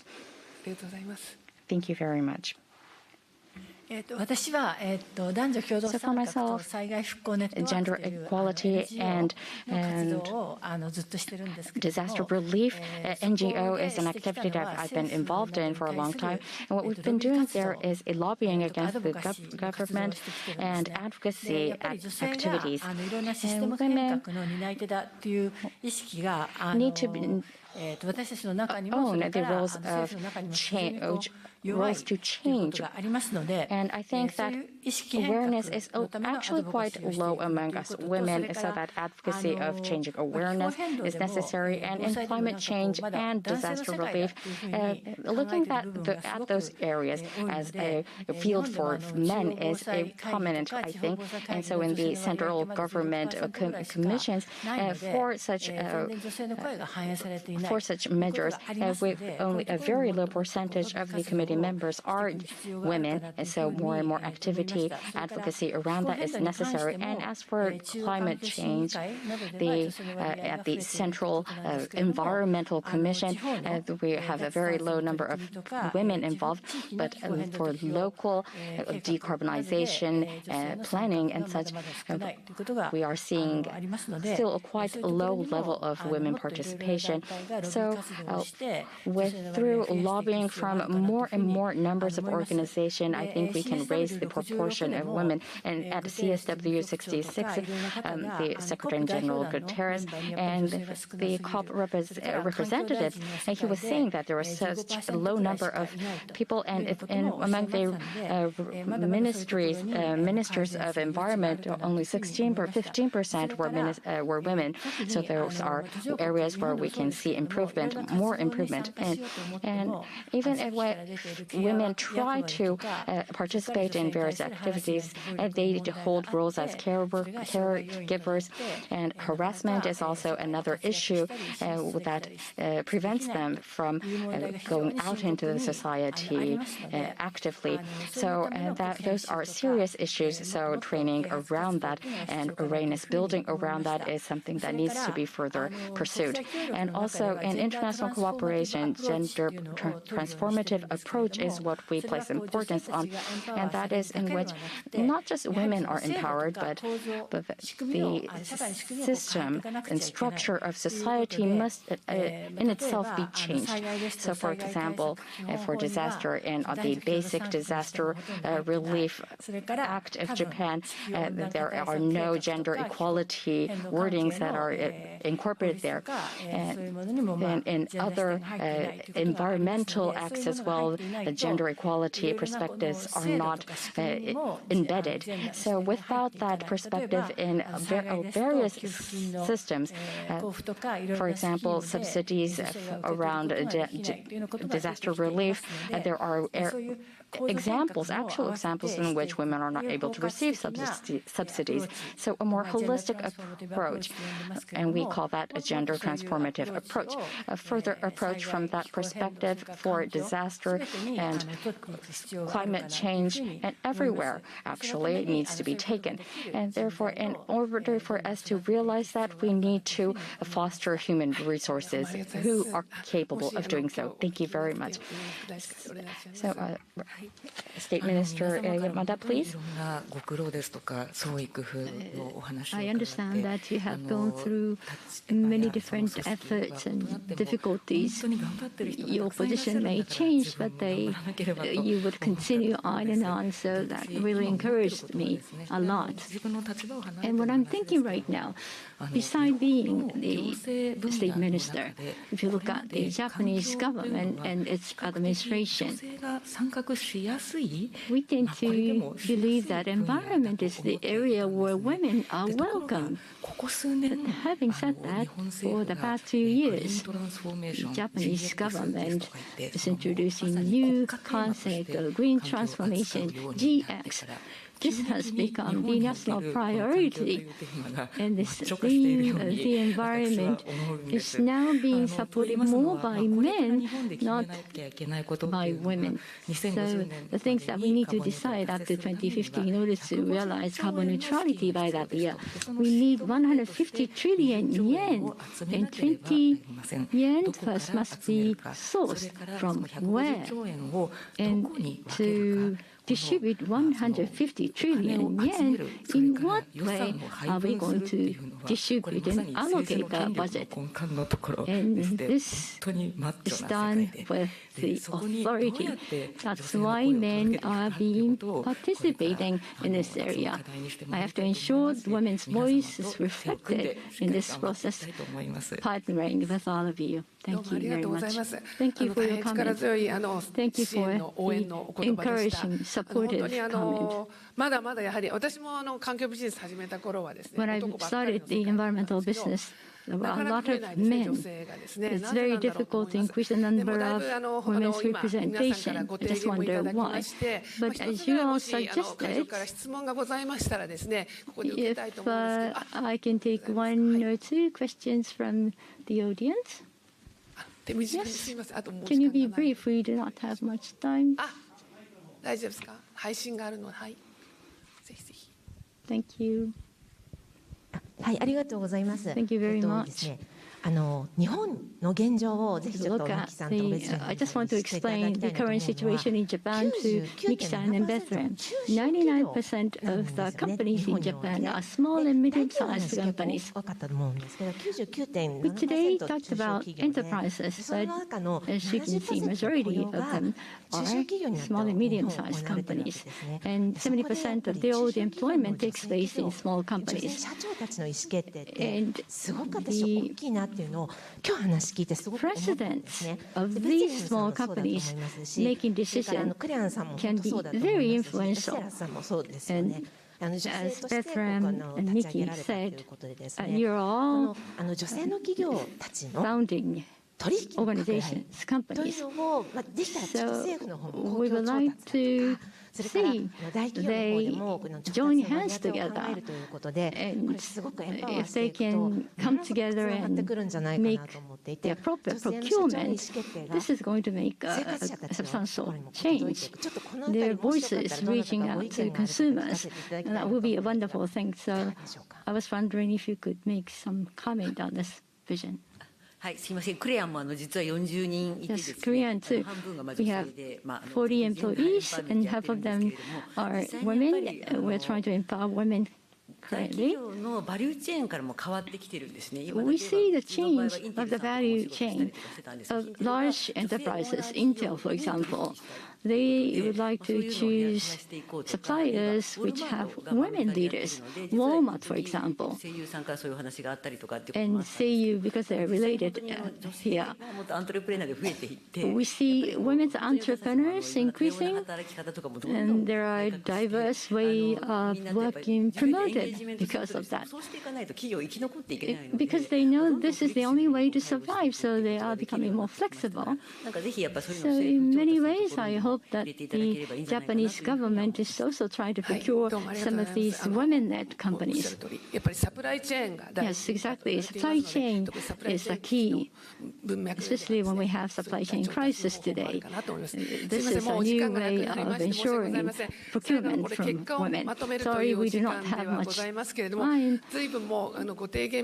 think there are many suggestions made in this session, so we would like to summarize this discussion with Endo-san, and so that we can make this presentation later on in the closing session. But lastly, I just want to say, as Miki-san said, women need to be united with the environmental efforts, and Bethlehem also mentioned, and also the person from the venue said, technology and finance, the assistance must be provided to women in these areas because women have been discriminated. So we need to provide additional assistance to women. Sorry for my poor facilitatorship, but I'd like to thank all the panelists. Please give them one round of applause. Thank you. Thank you everyone for your participation as well.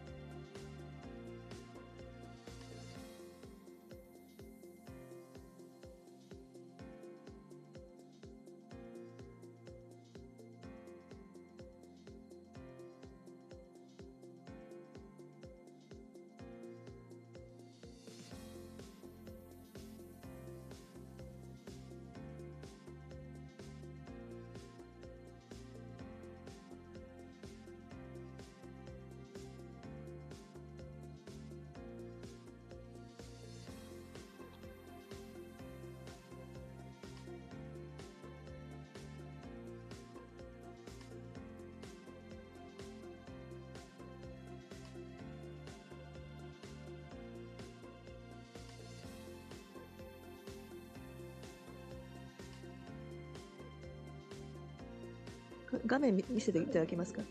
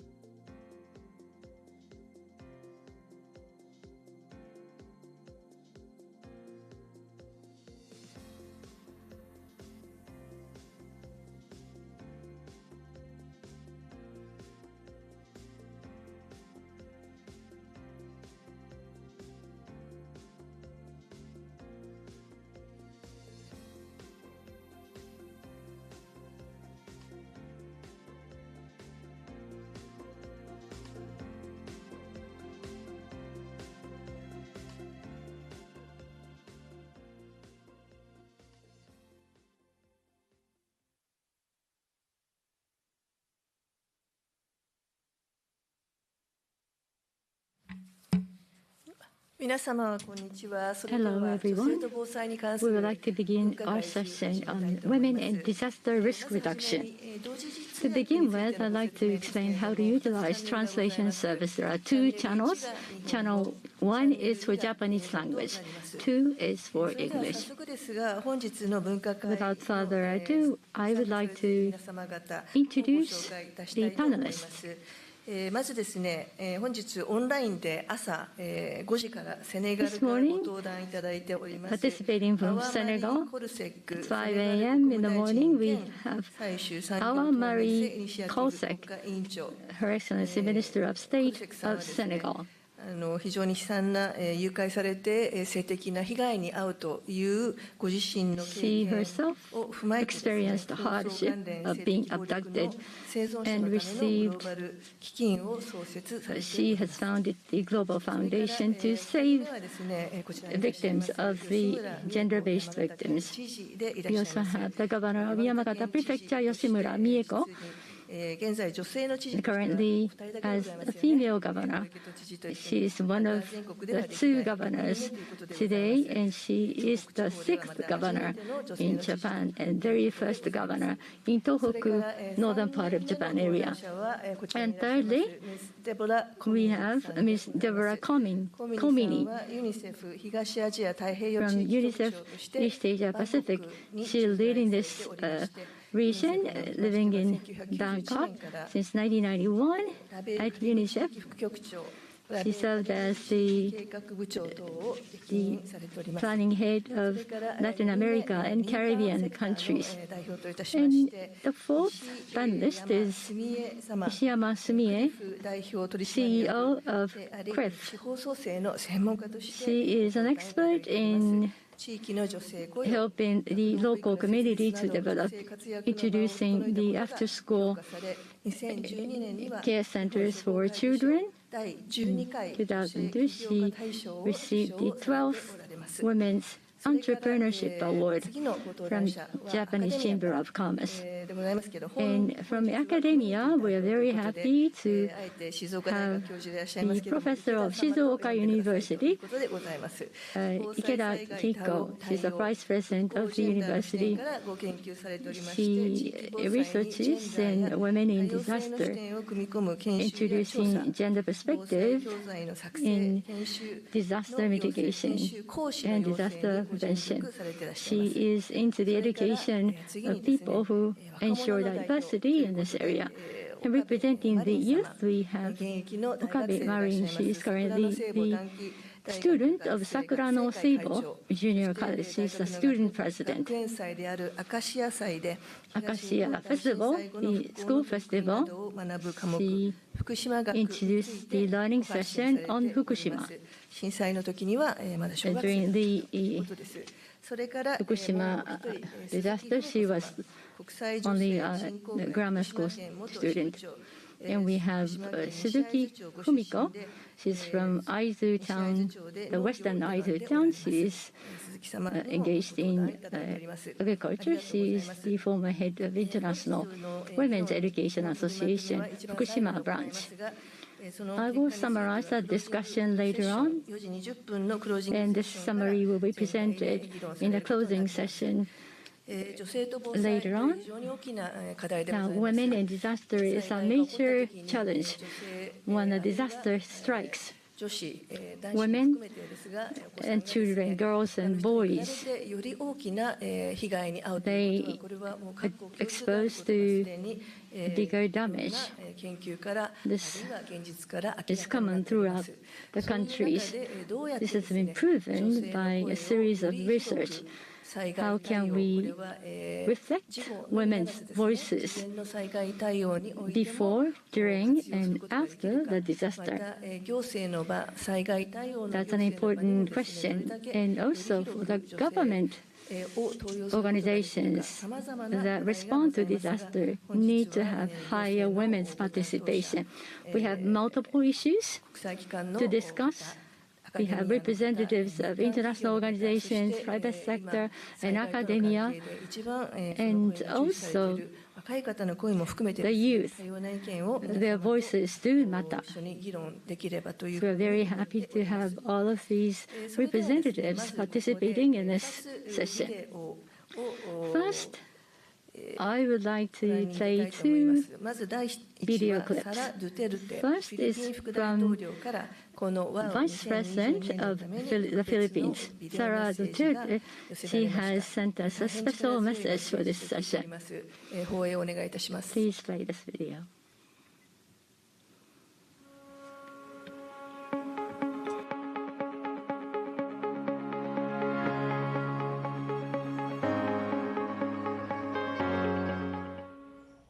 Excellencies, ladies and gentlemen, Assalamualaikum. Madayaw ug maayong adlaw kaninyong tanan. Good day to everyone. It is my pleasure to join the speakers and delegates of the World Assembly of Women via this recorded video message. We are currently observing the Philippines' 18-day campaign to end violence against women, a yearly commemoration highlighting the Philippines' institutional intolerance of any form of violence that affects our women. The Philippines actively champions gender equality and women's empowerment. We have consistently presented this in the annual United Nations Commission on the Status of Women meetings and in various other international engagements. During the CSW in March 2022, in line with the theme Achieving Gender Equality and the Empowerment of All Women and Girls in the Context of Climate Change, Environmental and Disaster Risk Reduction Policies and Programs, we shared how the Philippines has enacted, institutionalized, and implemented policies, programs, and plans that are multi-sectoral, participatory, inclusive, and gender responsive. As concurrent Secretary of Education, I am well aware that due to enduring stereotypes, women continue to be underrepresented in science, technology, engineering, and mathematics education, and in decision-making processes at all levels of climate change development planning and disaster risk reduction and management. While there is a long way to go in ensuring equitable representations in STEM and DRRM, we have made headways, especially as the Philippines had early on passed the Climate Change Act, mandating a gender-sensitive, pro-children, and pro-poor perspective in all climate change and renewable energy efforts. The Climate Change Commission of the Philippines spearheads the gender mainstreaming efforts of national and local governments to build adaptive capacities of communities, increase resilience of vulnerable sectors and natural ecosystems to climate change, and optimize mitigation opportunities for gender-responsive and rights-based sustainable development. Other mechanisms in the Philippines include the long-term National Disaster Risk Reduction and Management Plan 2020 to 2030 and the National Climate Change Action Plan 2011 to 2028, both of which recognize gender as a cross-cutting concern to be integrated in decision-making, designing, planning, budgeting, implementation, and monitoring activities. Efforts to address women's and girls' heightened vulnerabilities and immediate needs during disasters include establishment of women-friendly spaces in evacuation centers to prevent gender-based violence in emergencies and ensuring accessibility of services for victim survivors. The Philippine Department of Social Welfare and Development has taken steps to ensure that GBV is considered in guidelines for responding to disasters and emergency situations.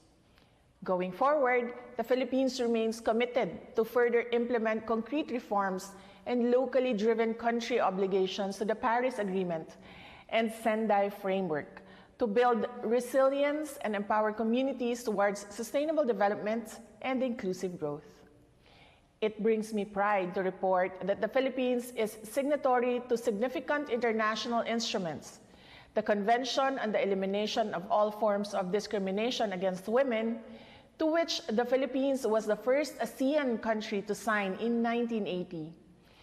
Second, the UN Security Council Resolution 1325, which reaffirms the important role of women in the prevention and resolution of conflicts, peace negotiations, peace building, peacekeeping, humanitarian response, and in post-conflict reconstruction, and stresses the importance of their equal participation and full involvement in all efforts for the maintenance and promotion of peace and security.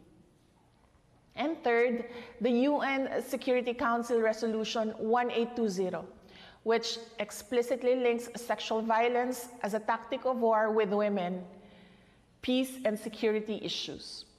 To operationalize its commitment under 3 international commitments, the Philippines was the first in Asia to adopt a national action plan on women, peace, and security in 2010. Women's engagement in disaster management is essential for building disaster-resilient communities and in ensuring that experiences from the past feed into enhanced policies. The Philippines that I envision is a country with amplified voices of women that speak of an inclusive, safe, resilient, and sustainable haven for its citizens. Daghang salamat. Thank you very much.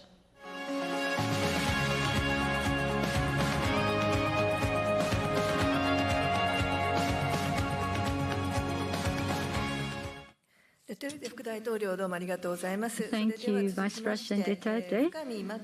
Now we would like to play the video message from Fukami Maki, President of International Institute of Global Resilience. Good afternoon.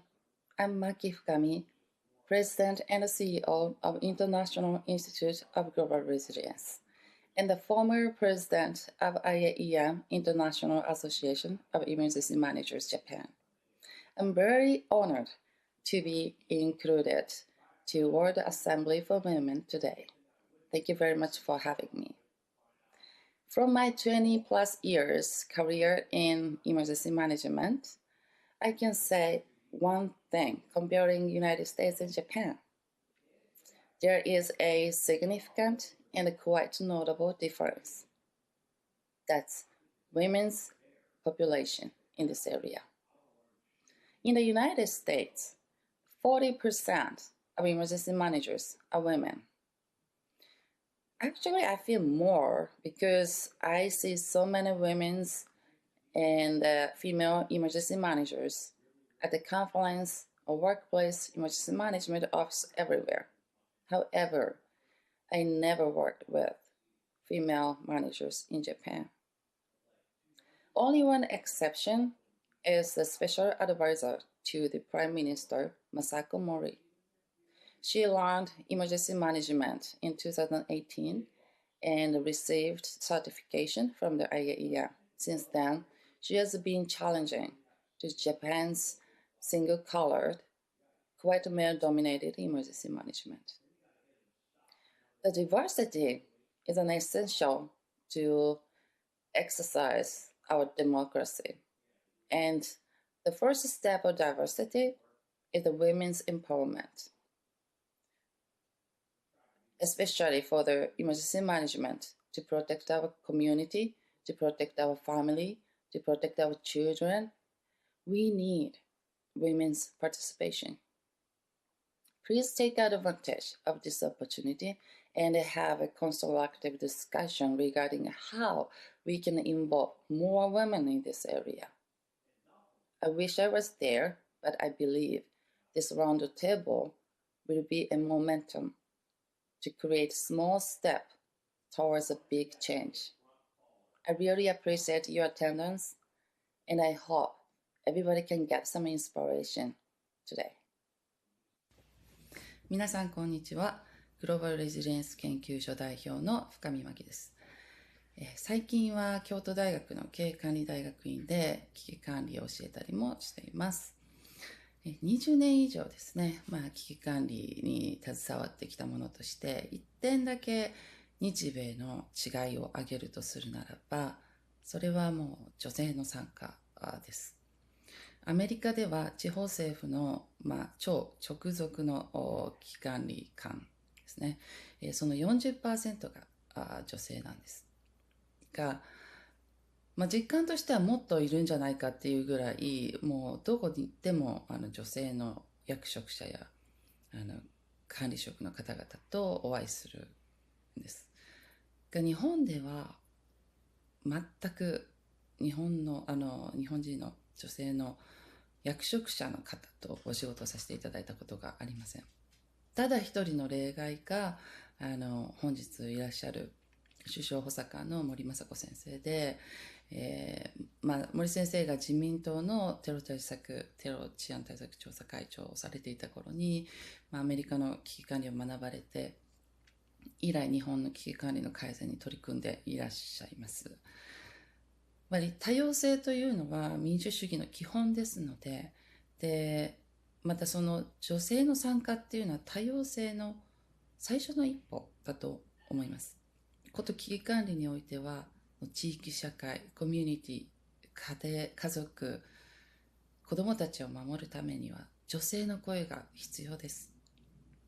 女性の参加も必要です。どうか今日のこの機会を捉えて、女性たちにこの分野にもっと参加してもらうにはどうしたらいいか、実践的な議論をしていただければと思います。今日の議論が大きな変化の第一歩となることを期待してメッセージとさせていただきたいと思います。本日のご参加、心より感謝申し上げます。Thank you very much, Ms. Fukami, for your message. Now we would like to go into the presentations of the panelists. And at the outset, I would like to give the floor to Minister Awamari Kolsek. Minister, the floor is yours.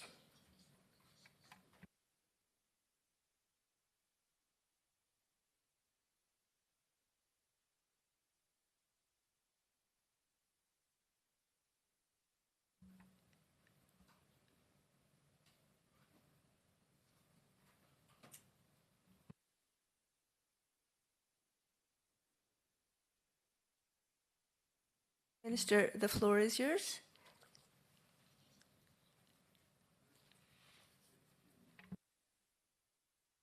Perhaps you do not have your... It's okay. It's okay. It's okay. We can hear you now. Thank you. I had some problems, but it's fine. Ladies and gentlemen, and all protocol observed, greetings from Senegal, West Africa, and thank you for inviting me to the World Assembly of Women. Let me just start my contribution by setting the scene. And the situation is all over the world very difficult after disaster. And what we can say is that disasters affect women, girls and boys, and men differently. Recent UN Women UNICEF research confirms that women, children, and youth all over the world are among the most vulnerable to natural hazards, conflict, climate change, and other threats such as COVID-19.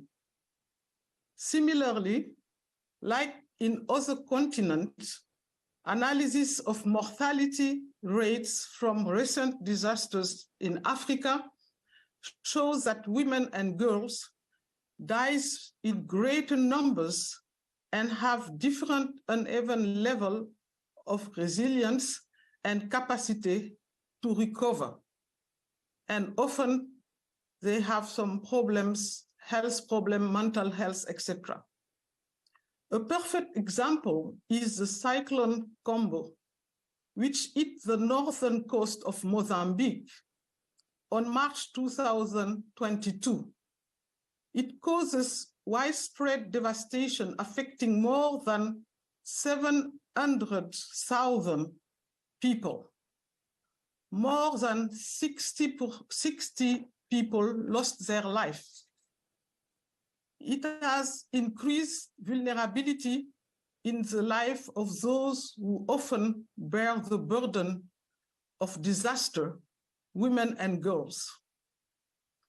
Climate change also increased existing gender inequalities, leaving many women, girls at risk of displacement and in crowded or insecure living arrangements.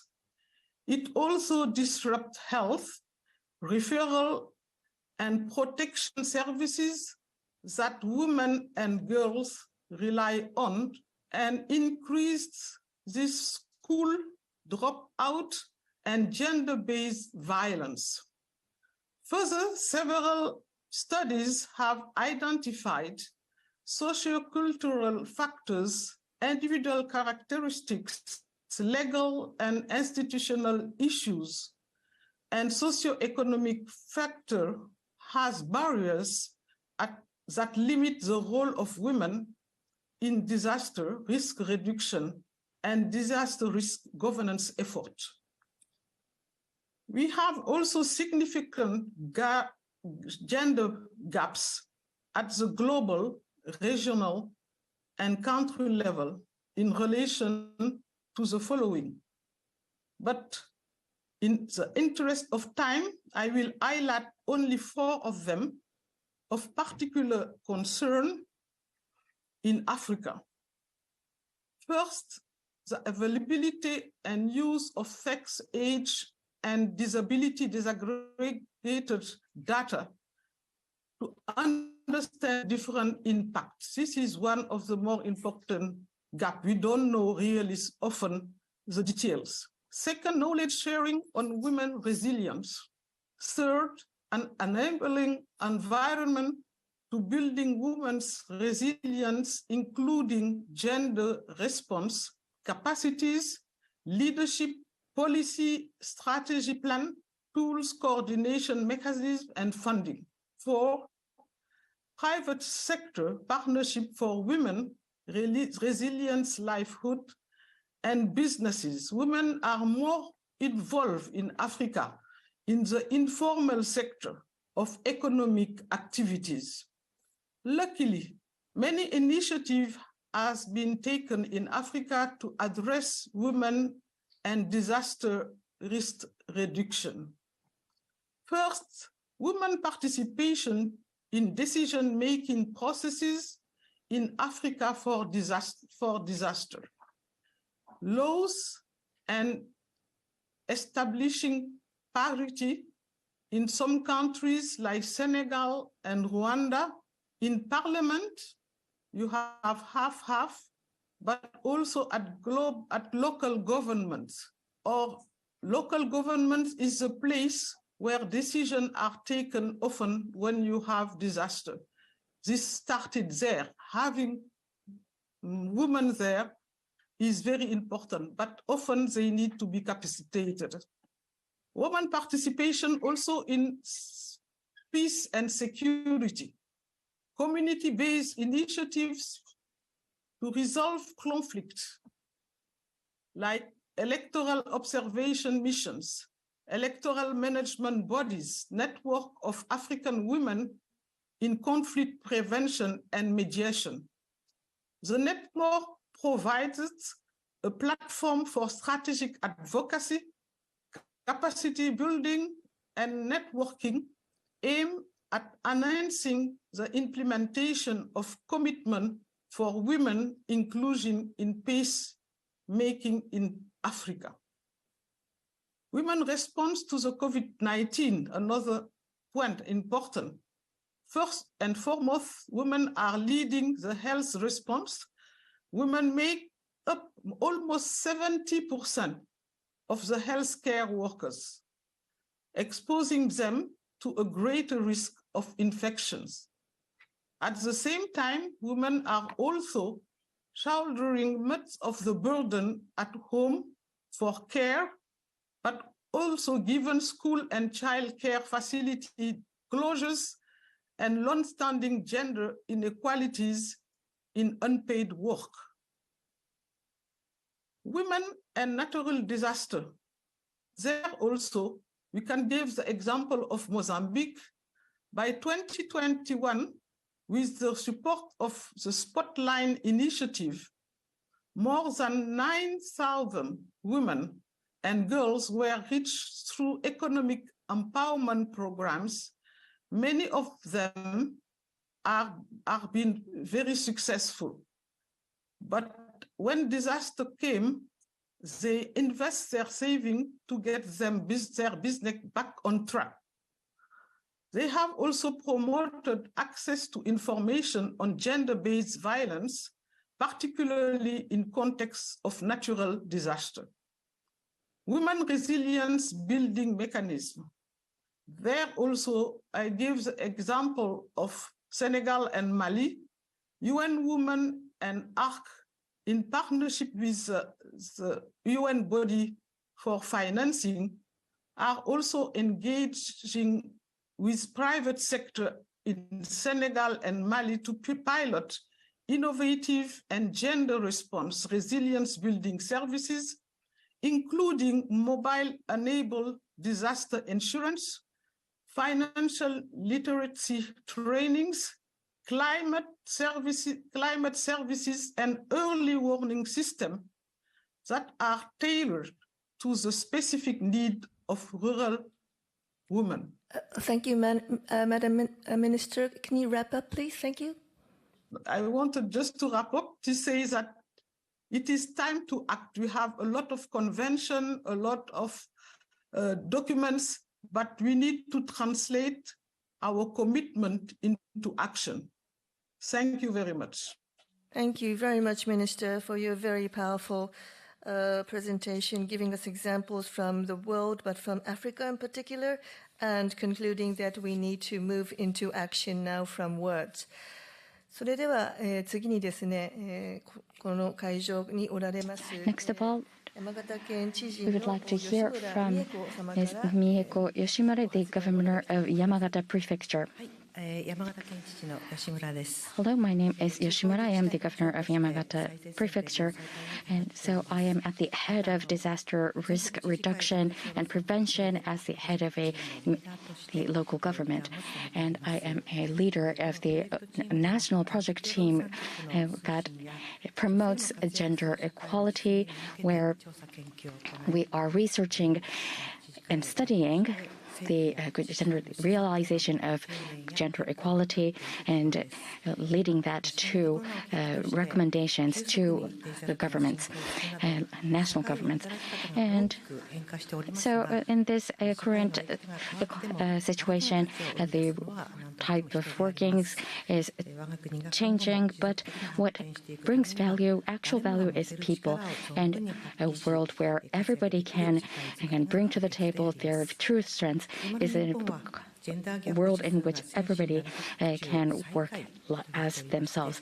And in terms of gender equality, Japan has very low ranking among the G11 countries, the GII index, and the potential of Japanese women is not being exerted, which is a loss for Japan. In Japan, in the household works, the child rearing and housework is skewed to women, and in the disaster relief centers, cooking and such falls under the roles of women, which stems from unconscious bias and fixed gender roles.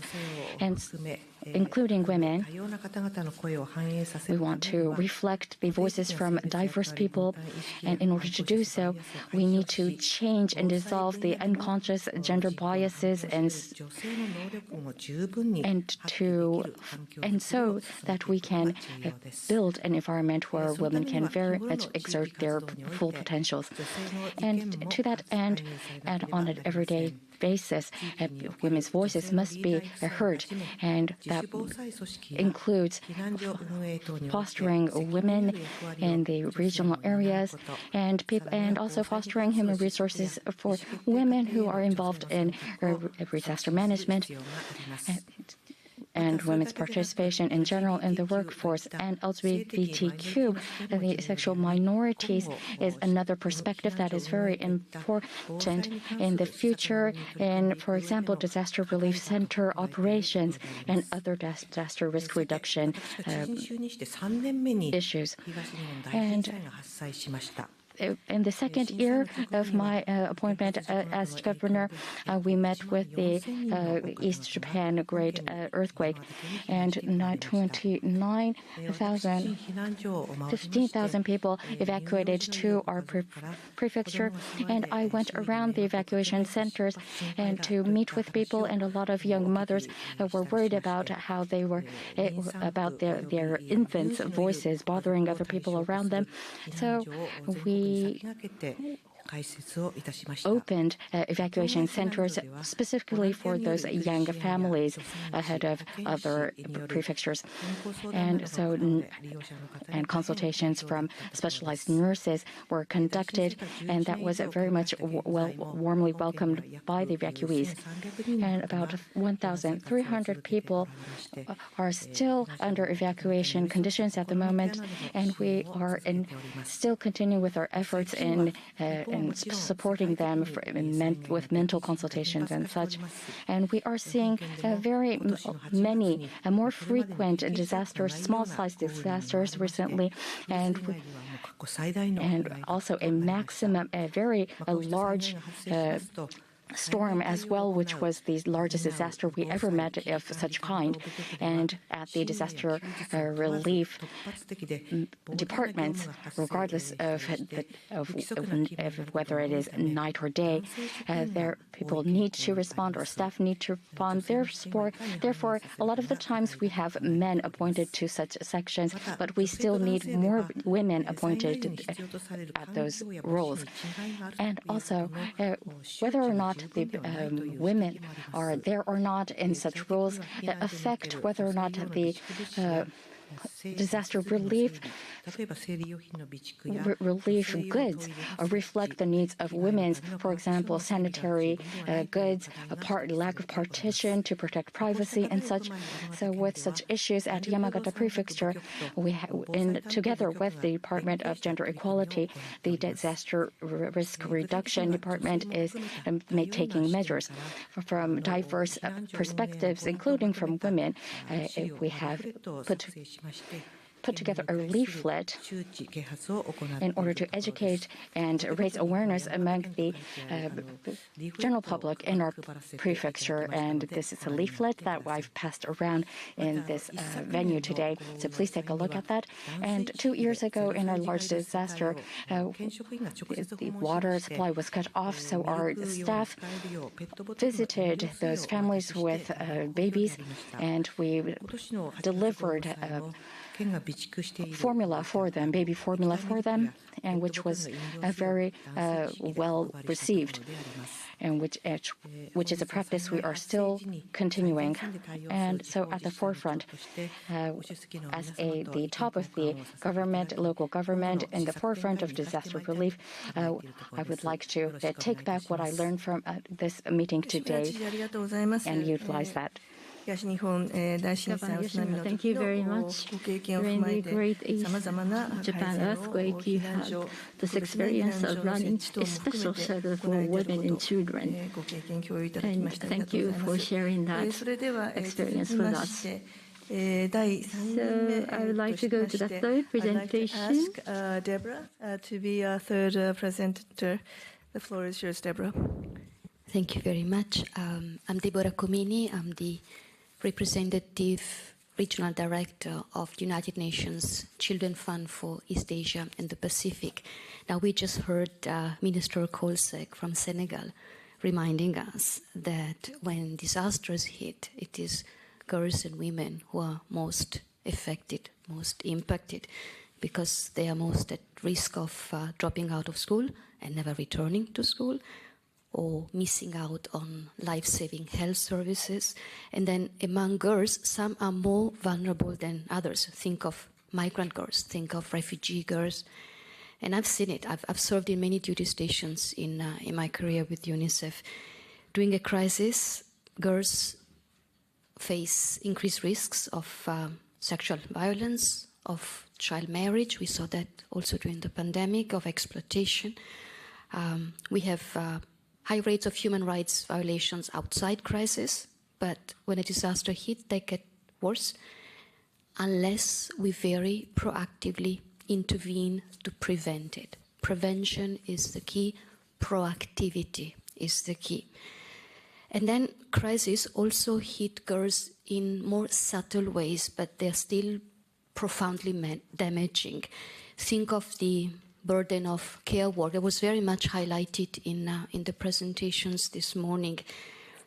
The care work that girls carry is so much heavier, so much bigger than that carried by their male counterparts. Girls are also almost twice as likely not to be involved in any form of education or training when we compare that with boys. And we have stereotypes about gender roles, and they hold them back. And this results, as we know, in a workforce that's very much unequal, and workplaces where we have gender discrimination and abuse and harassment.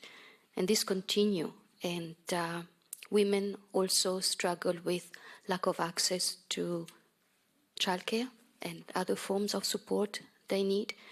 And then, with this background, when the disaster comes, the care burden of girls becomes even heavier.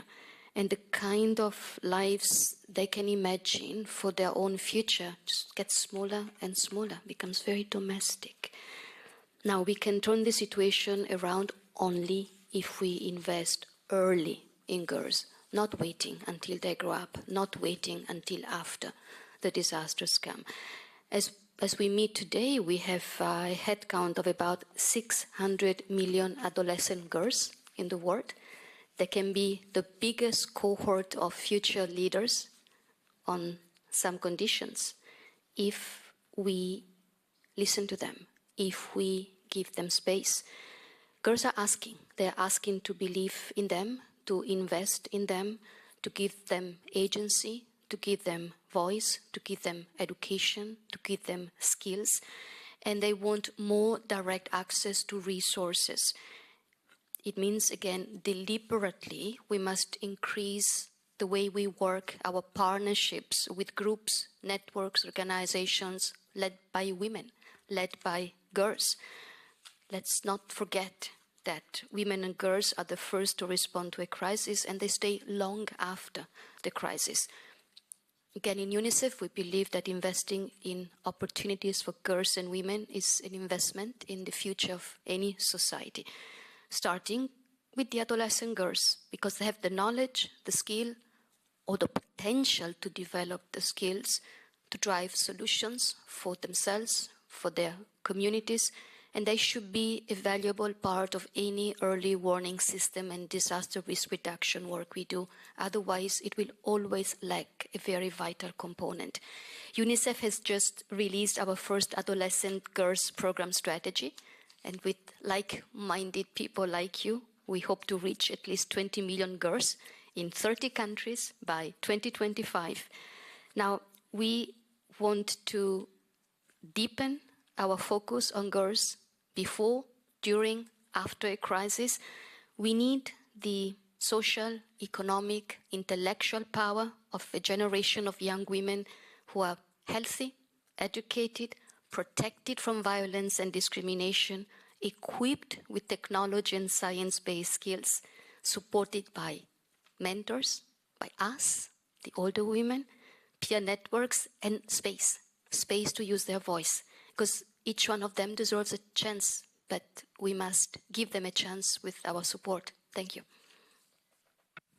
Thank you very much, Deborah, and bringing in the focus of the importance of prevention and proactiveness, acting before disaster strikes, in supporting these girls and also positioning them as the future leaders. You also mentioned early warning system, which was another point that was also brought by Secretary Kolsek, the importance of focusing on girls and women when we design early warning systems. Thank you very much. それでは、お次にですね、民間 So next up, from the private sector, 株式会社クリフの代表 we have the CEO of CRIF, であられる石山澄江様、どうぞよろしくお願いいたします。Ishiyama Sumie, please. Thank you. In 2011, March 11th, the Great East Japan earthquake hit Fukushima, and we had earthquake and tsunami as well as nuclear incident. This was a complicated incident. After 11 years, there are a lot of people who still suffer. So let me share with you what I have experienced, what I have felt. At the biggest number, we had 165,000 people living in a shelter. All these shelters were scattered here and there. After 11 years, we still have 30,000 people not being able to return back to Fukushima, their home.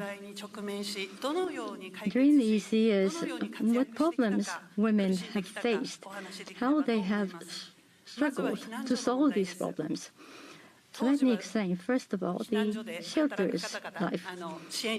Those who have supported us running shelters, majority of them were men. So women's voices, their needs were not reflected.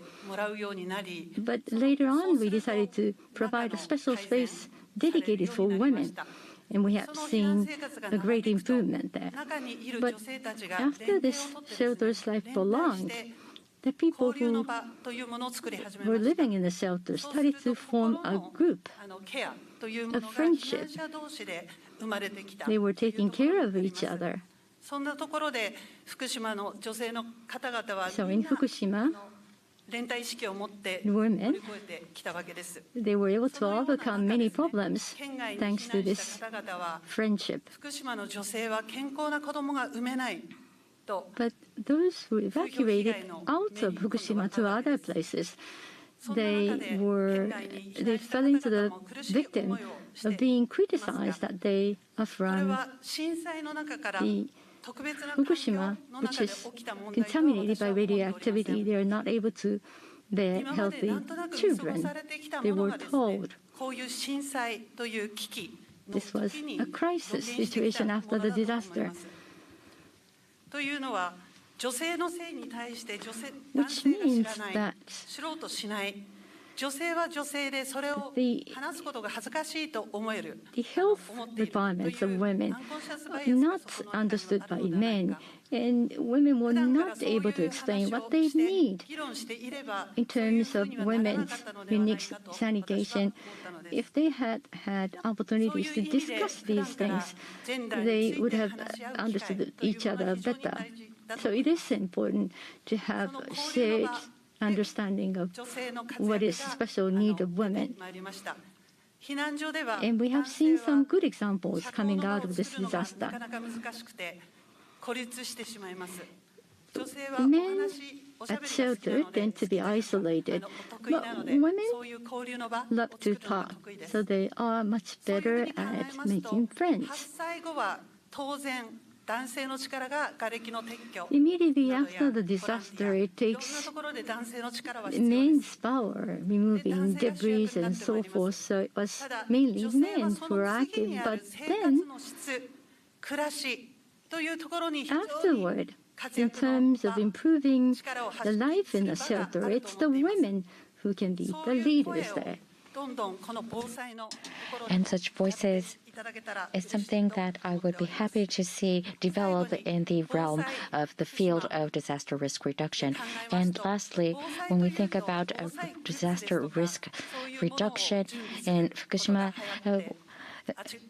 actions that comes to mind is the provision of goods in preparation for disaster, but those goods are only usable if we are alive at that time of disasters. And so surviving is what we need to learn from the Fukushima and East Japan disaster. And so preparation towards survival is what women are good at because it is something that is close to our everyday lives. So preparation for survival, I think it is something that women should be deeply involved in. Thank you very much. Thank you, Ms. Ishiyama. And right when you were talking, the special advisor to the Prime Minister, Ms. Modi, visited this venue. And so the women of Fukushima are still struggling, even after such a long time after the actual disaster, and there was a vast amount of danger that they were exposed to. And so on a daily basis, it is important that we strengthen the roles of women in preparation up to disasters. And thank you very much for your comments. Next of all, we would like to hear from Ms. Ikeda, professor of the Shizuoka University. The floor is yours. Thank you very much. Usually, I am involved in training in the local areas of people who are involved in the preparation up to disaster disaster risk reduction. And I'd like to talk to you about the trend and changes in those people. And as was already discussed in large disasters, while being affected by the disaster, women need to, there are a lot of women who stood up to try to extend support to the other vulnerable people like children around them.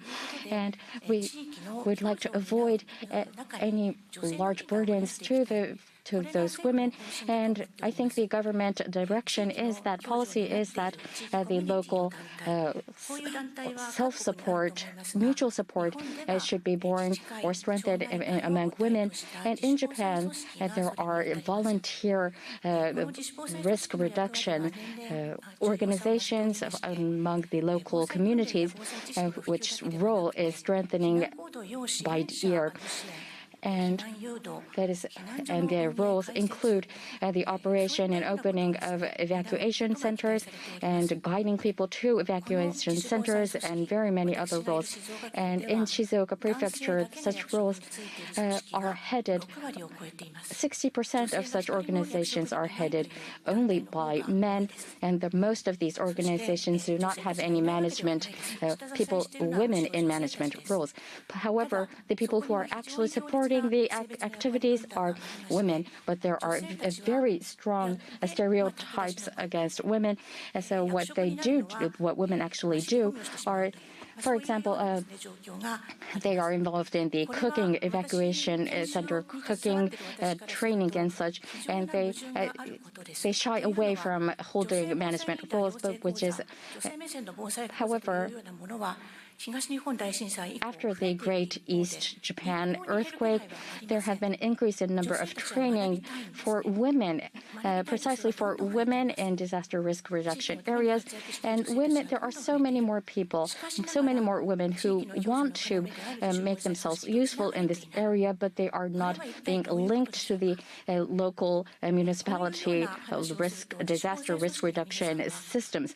When I talk about this, those people, the organizations who are mostly retired men in their 60s and above, and they do tell me, and sometimes they are even in above 75-year-olds who would be the target or who would be actually rescued.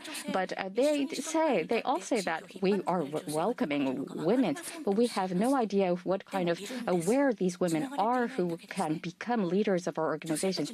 But there are such people, there are such women. There are on the women's side who are already learning about this disaster response. There has been changing. Do you know what pack cooking is? It is a sort of type of cooking that you can do without when there's a shortage of water.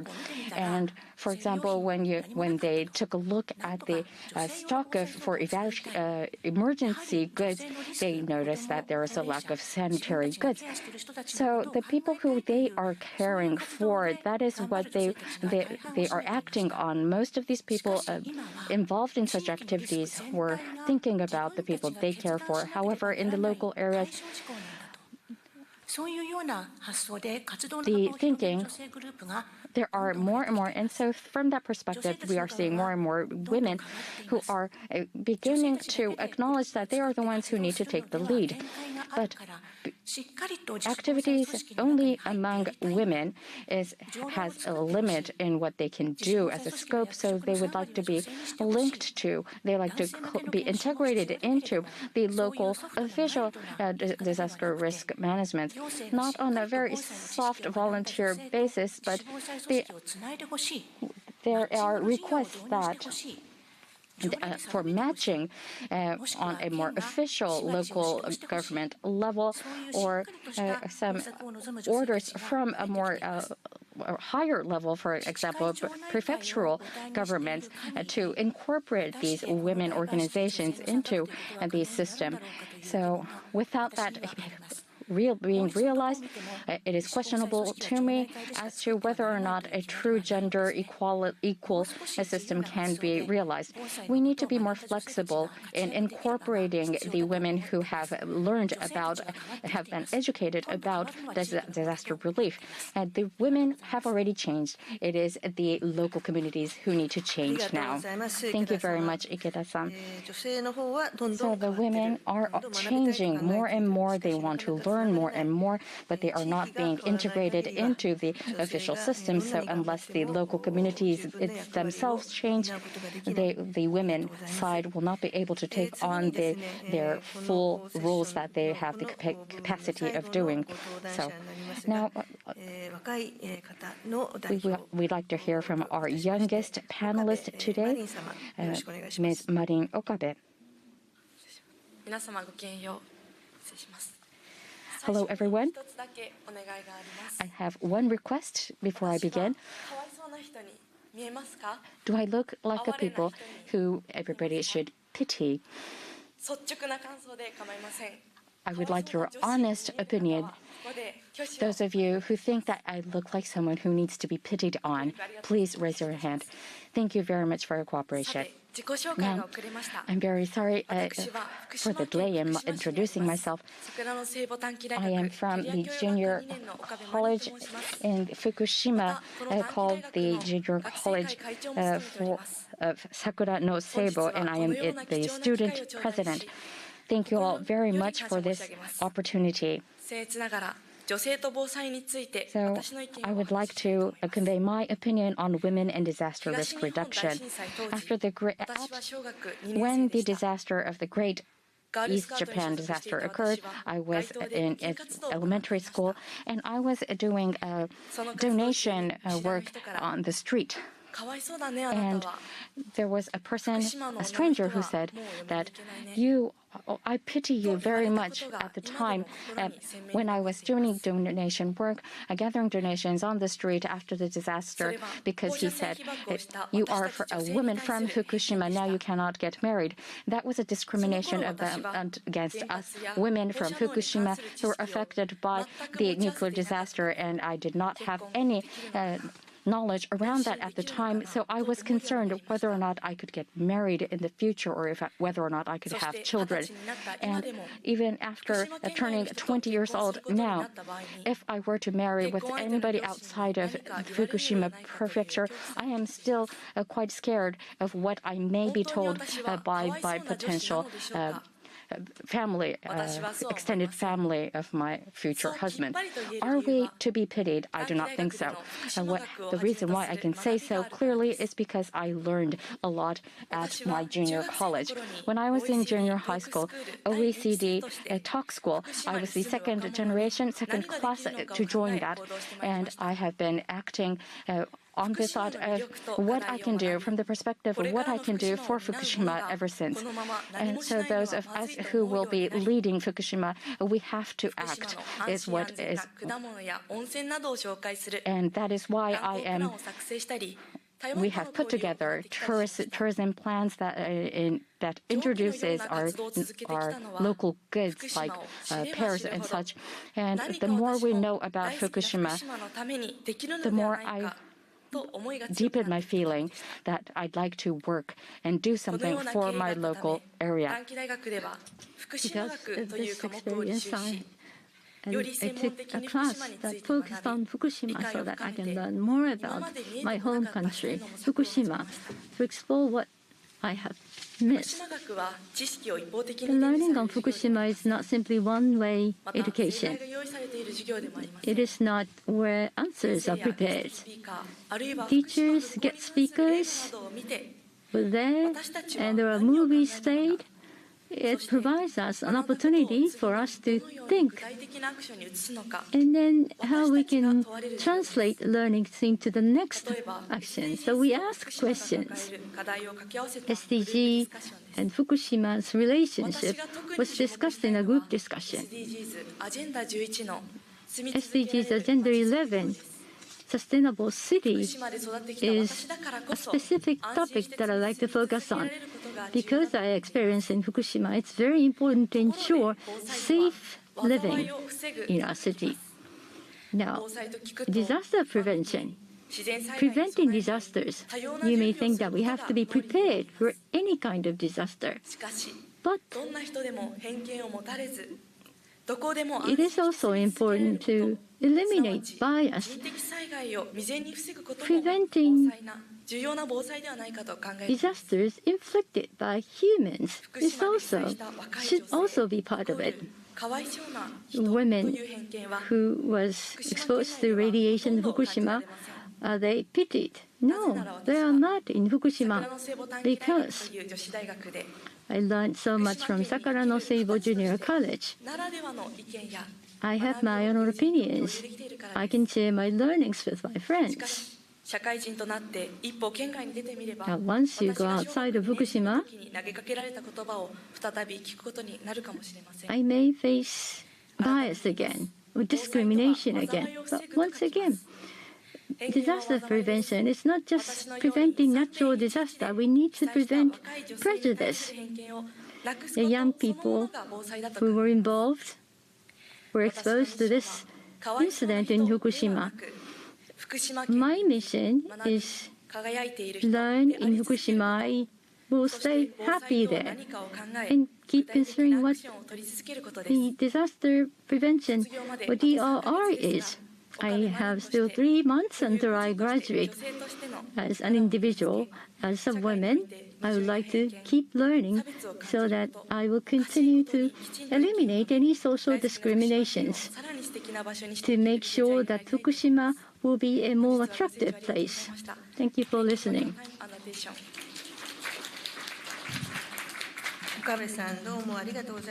Thank you, Ms. Okabe. In this world, there are hidden biases, discriminations. It may start emerging after an accident or a disaster.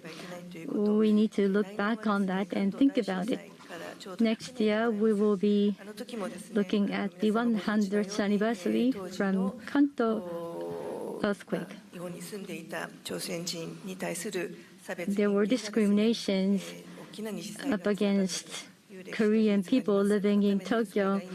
This was a historical fact, and it's been close to 100 years.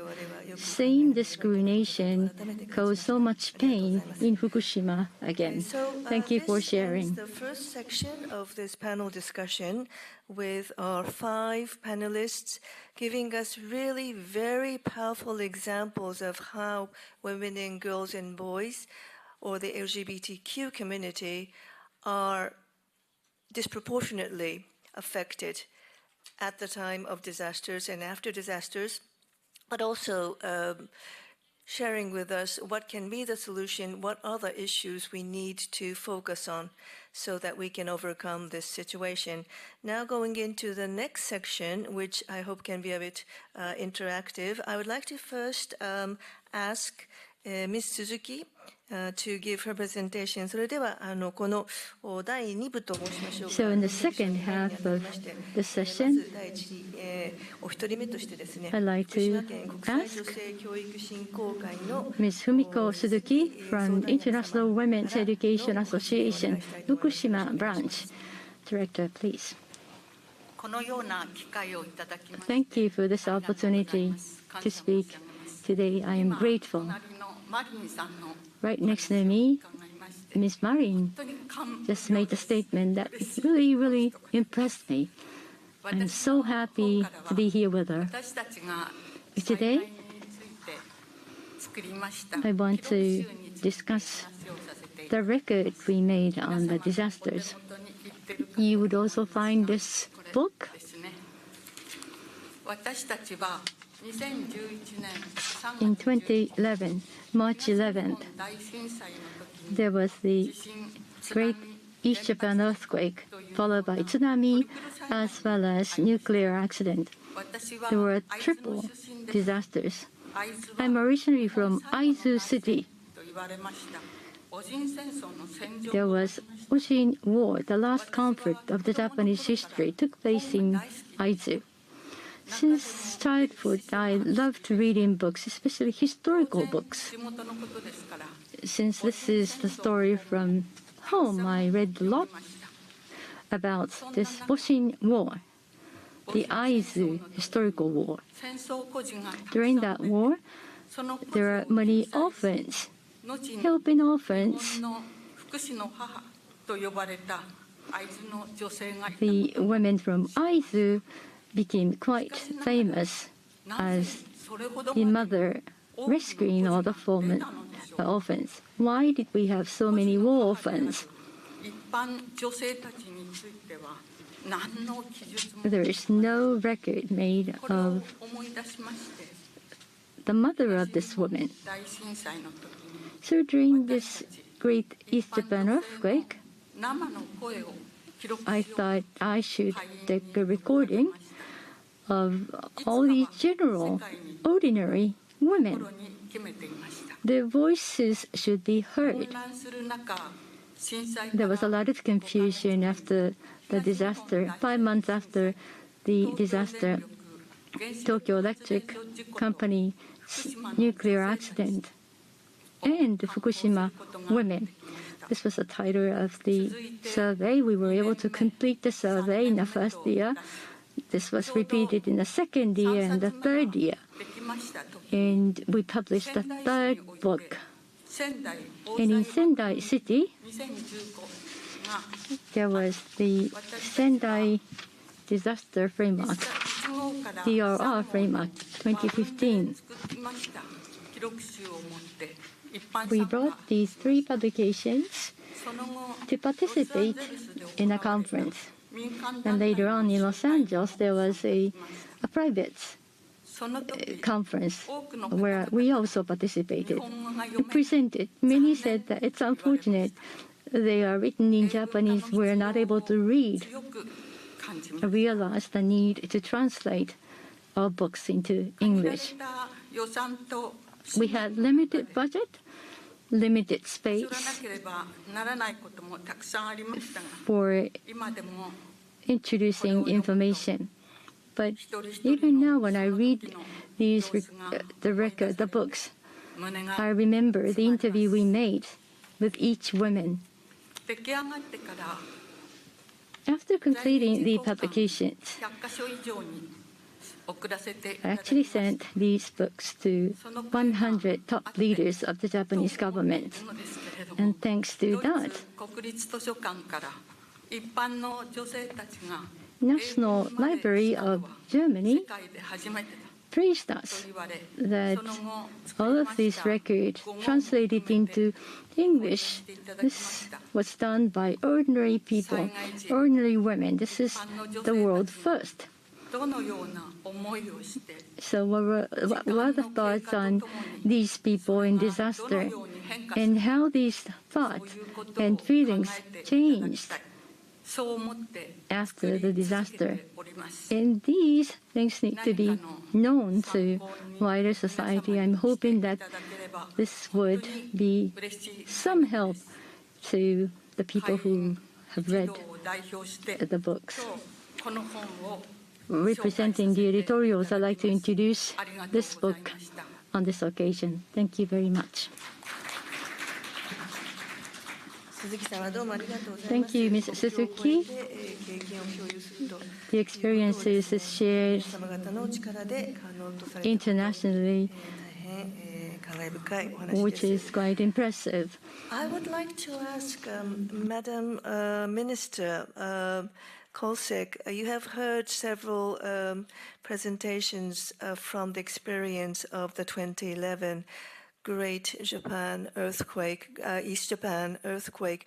Any reflections on your part that would be very much appreciated. Madam, the floor is yours. Thank you.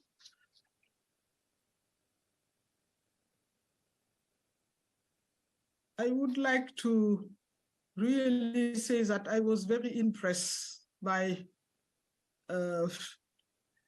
what I heard.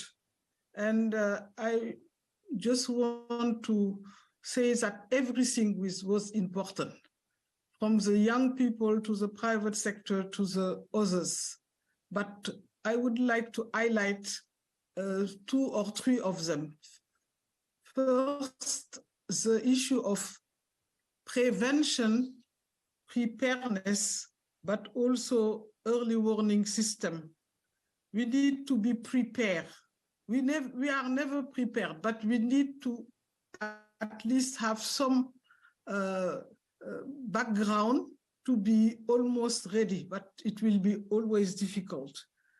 The issue of discrimination has shocked me really, because I know that it is difficult, but the discrimination after years and years show that this is a situation, all the disasters who can, particularly when people are afraid of you, this is a very important point too.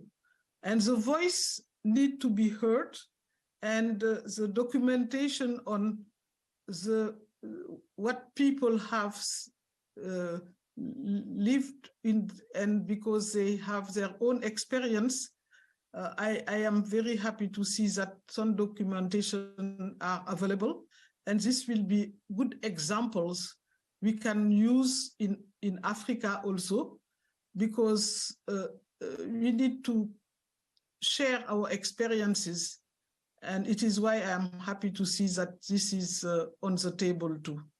Thank you. Thank you very much, Madam Secretary. ありがとうございます。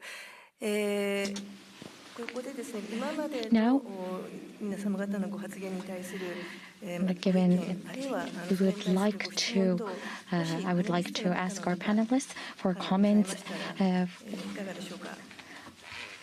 on the discussions and comments that have been made thus far.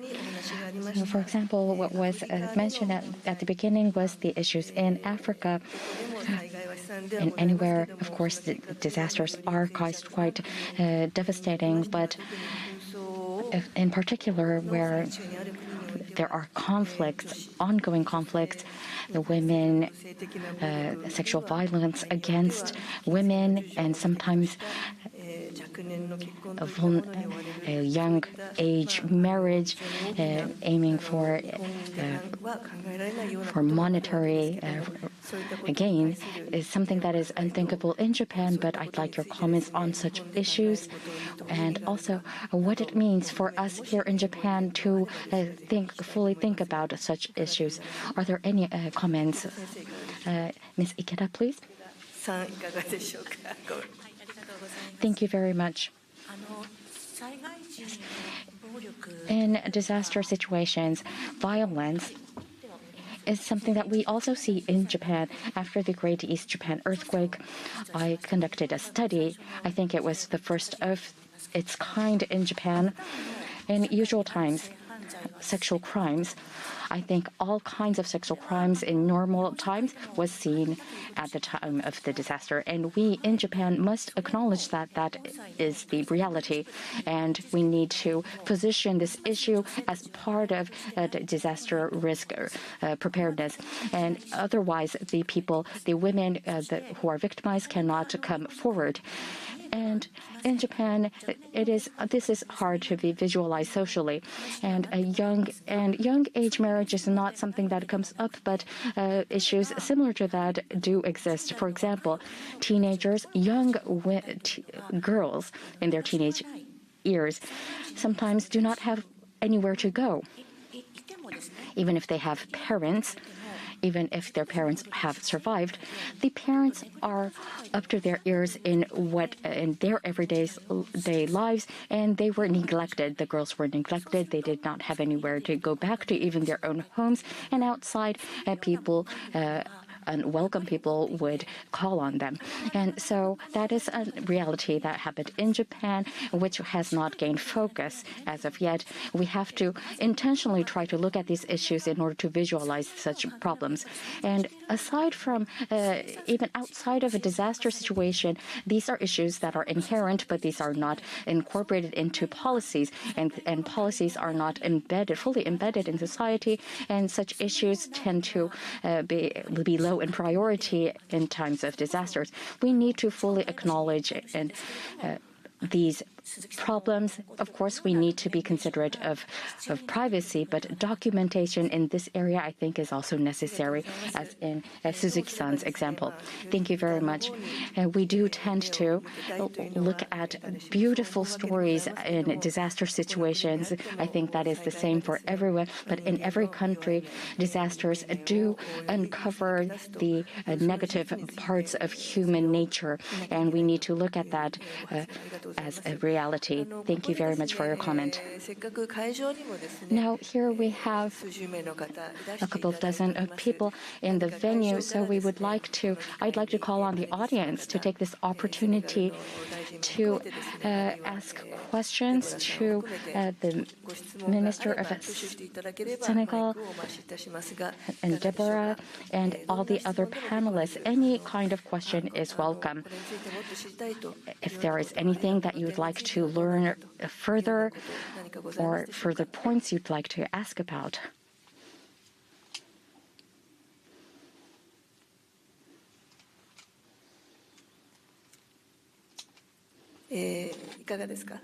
Anyone? Yes, please.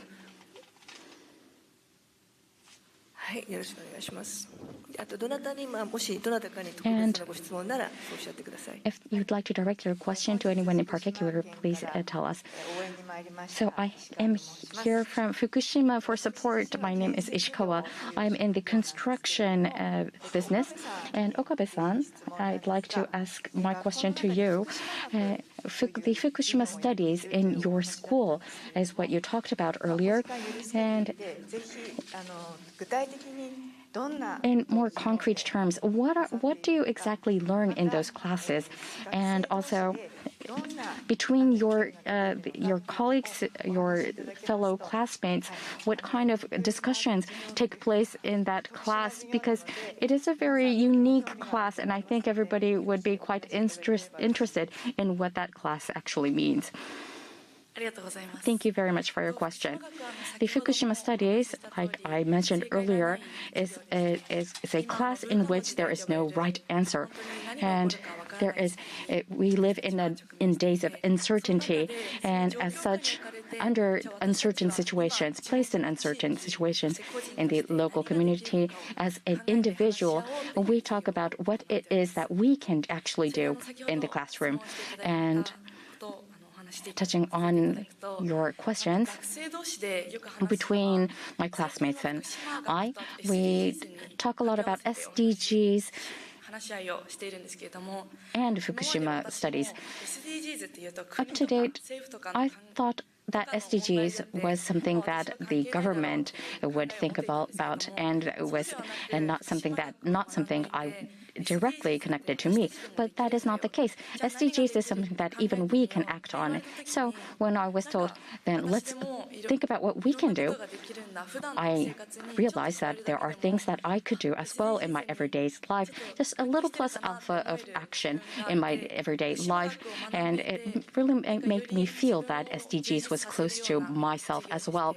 So it really enhances my everyday life.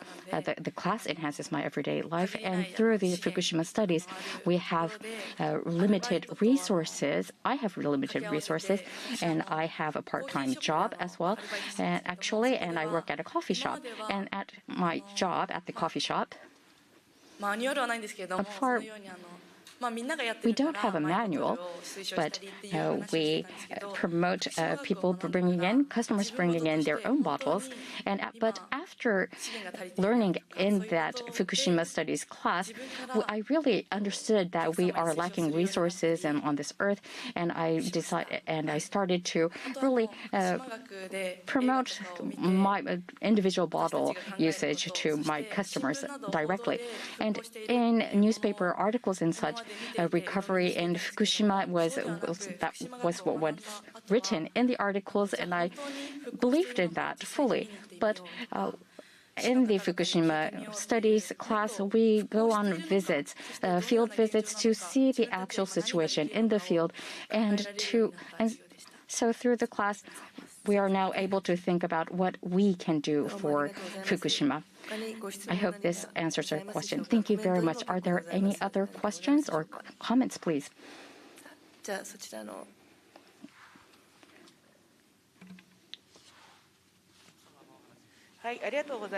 Thank you very much.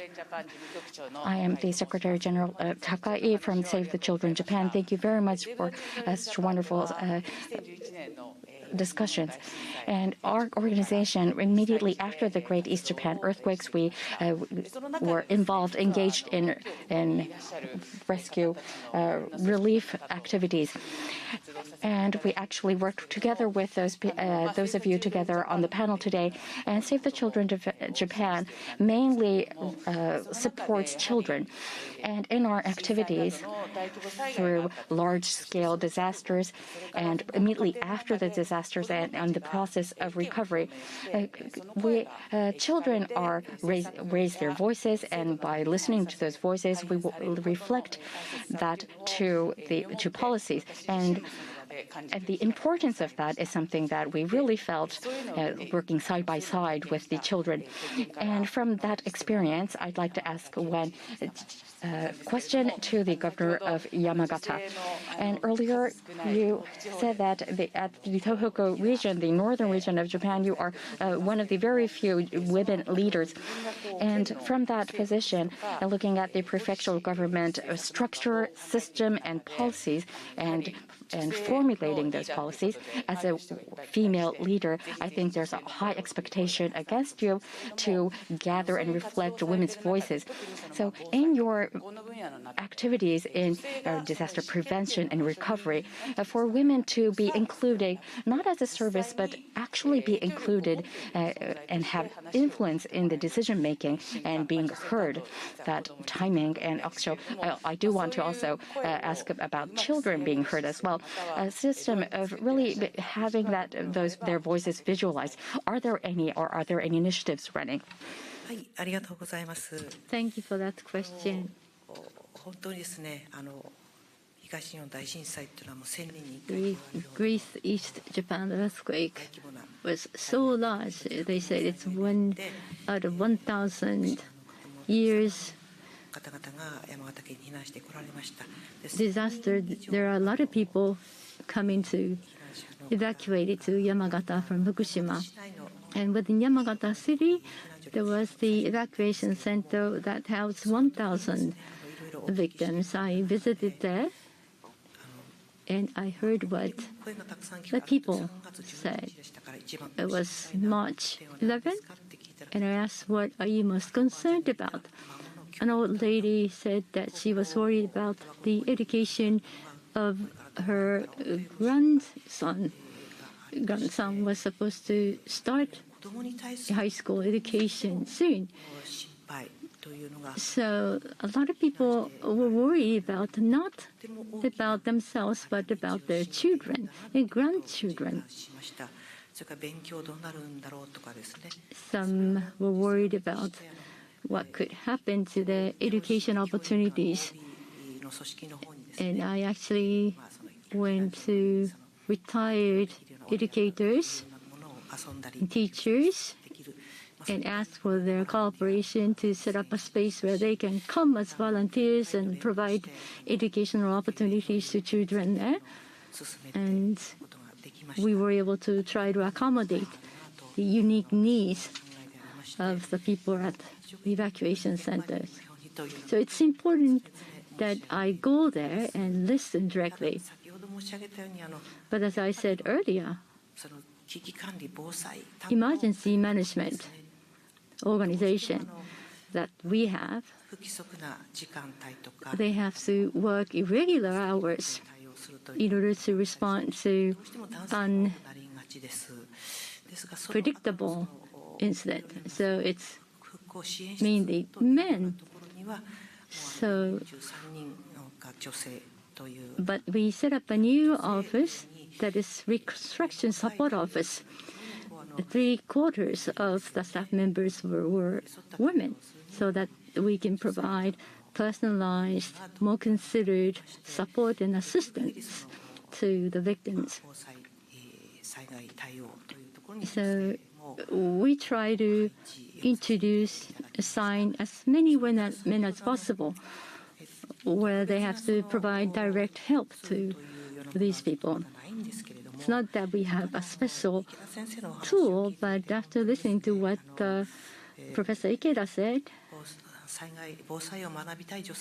there are increasing number of women who want to learn about disaster mitigation or response. Primary school, junior high school, and high school, I'm hoping that they will introduce education on DRR.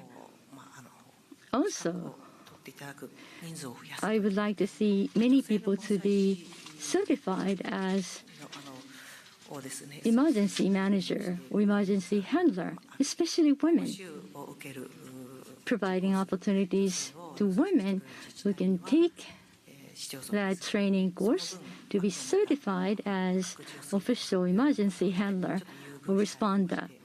We are providing opportunities to women to receive that education. And it's not that we have evacuation center open throughout the year. It's only opened after the disaster, but it's too late. You need to be prepared at peacetime. I try to listen to what both men and women think about the evacuation response. When we open a shelter, I asked to make sure that both men and women should be assigned as leaders there, but we had a difficulty of finding both genders. But it is the necessity.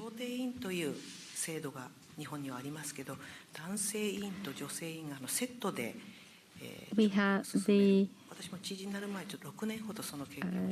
about 60 years of serving at court, providing the intermediation to conflicts. When someone wants to get a divorce, we would listen to both husband and wife. So we have to make sure both genders represent at the court as intermediators. And I think that the system we established was a very good example, hoping to reflect that or transfer that system into DRR area. And that's the responsibility of the government.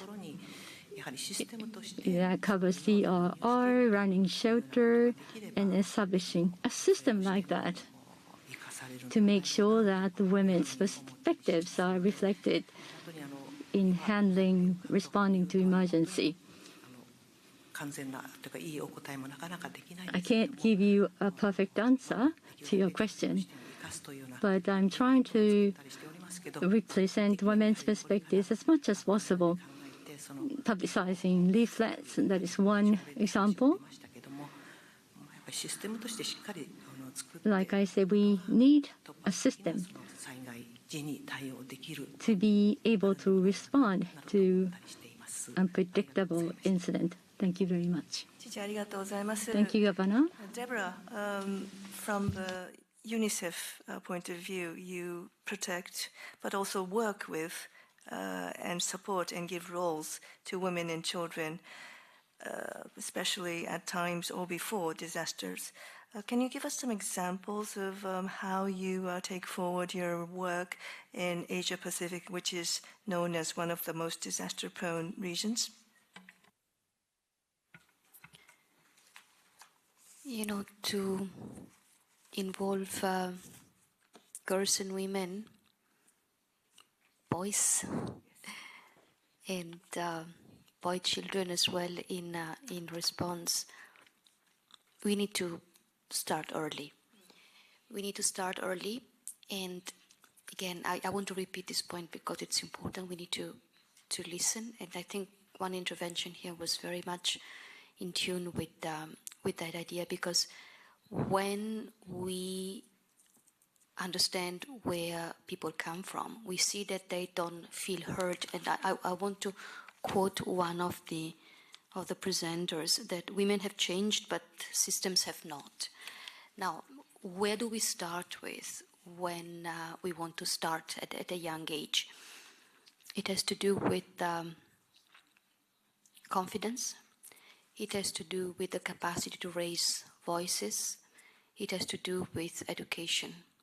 So we are working for disaster risk reduction to be included in the curriculum of education, and to have girls particularly at the center of decisions, but also at the center of dialogues, working to create networks of girls who rely on each other, who build on each other's confidence. Before taking my job as regional director, I used to be a representative in Indonesia. And in Indonesia, we had a very, very successful program to make girls confident and connected with each other. It's nothing worse for a girl to be alone at home and not knowing that there are others out there she can connect to.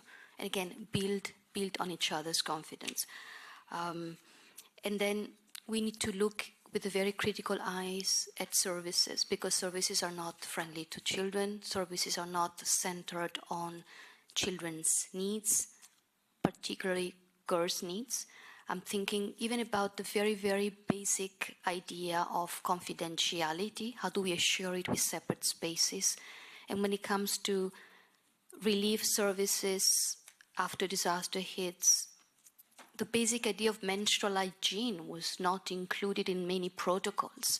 So again, we listen, we understand what the needs are, and then we make sure that those who take decisions act on them without excluding boys.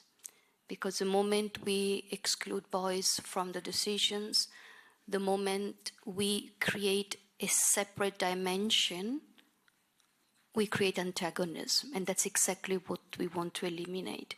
So we need to focus on the girls. We need to build the confidence and the capacity to respond and be heard of the girls, but we need to keep in the picture also the boys, because maybe with the older generation, we are not going to make that much of a difference, but with the young generation of young men and boys, we can really make a difference. Thank you very much, Deborah. だんだん時間がなくなってまいりましたが、私の方でまとめます前に、 Time is running out, but before I summarize, to Ishiyama-san from the private sector, you hold a very important role in terms of disaster prevention and risk reduction. Comments, please. Yes, to the administrative sector, it is a very important perspective to have them create, build, formulate policies, but equity, the too much emphasis on equity sometimes impedes actual action. And So today, what cannot be done by the local governments, NPOs, and other private sector organizations can show what can happen, can be done ahead of in the administrative sector. First, try to do it ourselves, not wait for support. People in the private sector do things, take things on ourselves. And looking at that, the administrative sector realize that they need to act on that as well too, and want to be included in those actions.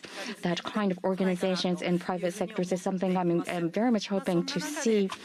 And against such backdrop, I think in a broad sense, this is a crisis management, but support and control is a thinking we should dissolve of. First, volunteers are happy that they are supporting, but by and by, that feeling tends to change to that they are doing something for them from high above.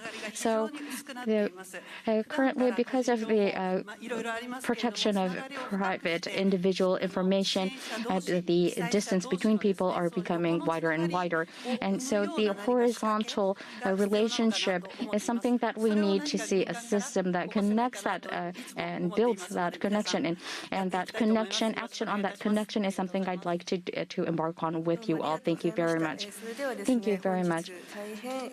So thank you all for such deep discussions. We covered a lot of items today, and which makes it difficult for us to summarize. But from myself, listening to your discussions, let me talk on a couple of points that I'd like to highlight. First of all, for women and girls, so not as vulnerable people, but including boys as well, gather their voices to reflect that into policies around disaster reduction. That is important. And in actuality, women have that large, strong wish to learn. And what needs to change is the side that will vitalize or utilize those women, which is the local communities. That is the first point. The second point I'd like to highlight is that it is too late. A lot of things are too late when we act on it when disasters hit. Even before the disasters, we need to strengthen resilience of women and boys. The prevention, the perspective of prevention and preparedness must be highlighted, must be prioritized. And therefore, from an everyday basis, a discussion around gender will lead to further resilience of women at times of disaster. And the third point is disasters are in disaster times. We are seeing an amplification of the stereotypes and discriminations that we see that is actually inherent on an everyday basis, and not just in developing countries, but in Japan as well. Such discrimination and stereotype do exist, and we should not shy away from that reality. We should address those issues and reflect that in our policies. And the fourth point, cross-border experience sharing, such as what we are doing today, that is important, and further training, education must be highlighted as important, in particular from a young phase, as Deborah-san mentioned, so that young girls will not hesitate in raising their voices. Education to build that capacity from a young age for both boys and girls must be spread. And there were very many other issues that were brought to the floor, but I would like to conclude my summarization here. Very early in the morning from Senegal, your presence with us this morning from your side and this afternoon from our side was invaluable. 本日の分科会で話し合われた内容は So the contents of the discussion here will be shared at the closing session and will be reported from Okabe-san. So thank you very much, Okabe-san. So, and to the audience, I'd like to thank you for sharing this space with us today. And so we would like to conclude today's session. Thank you all very much.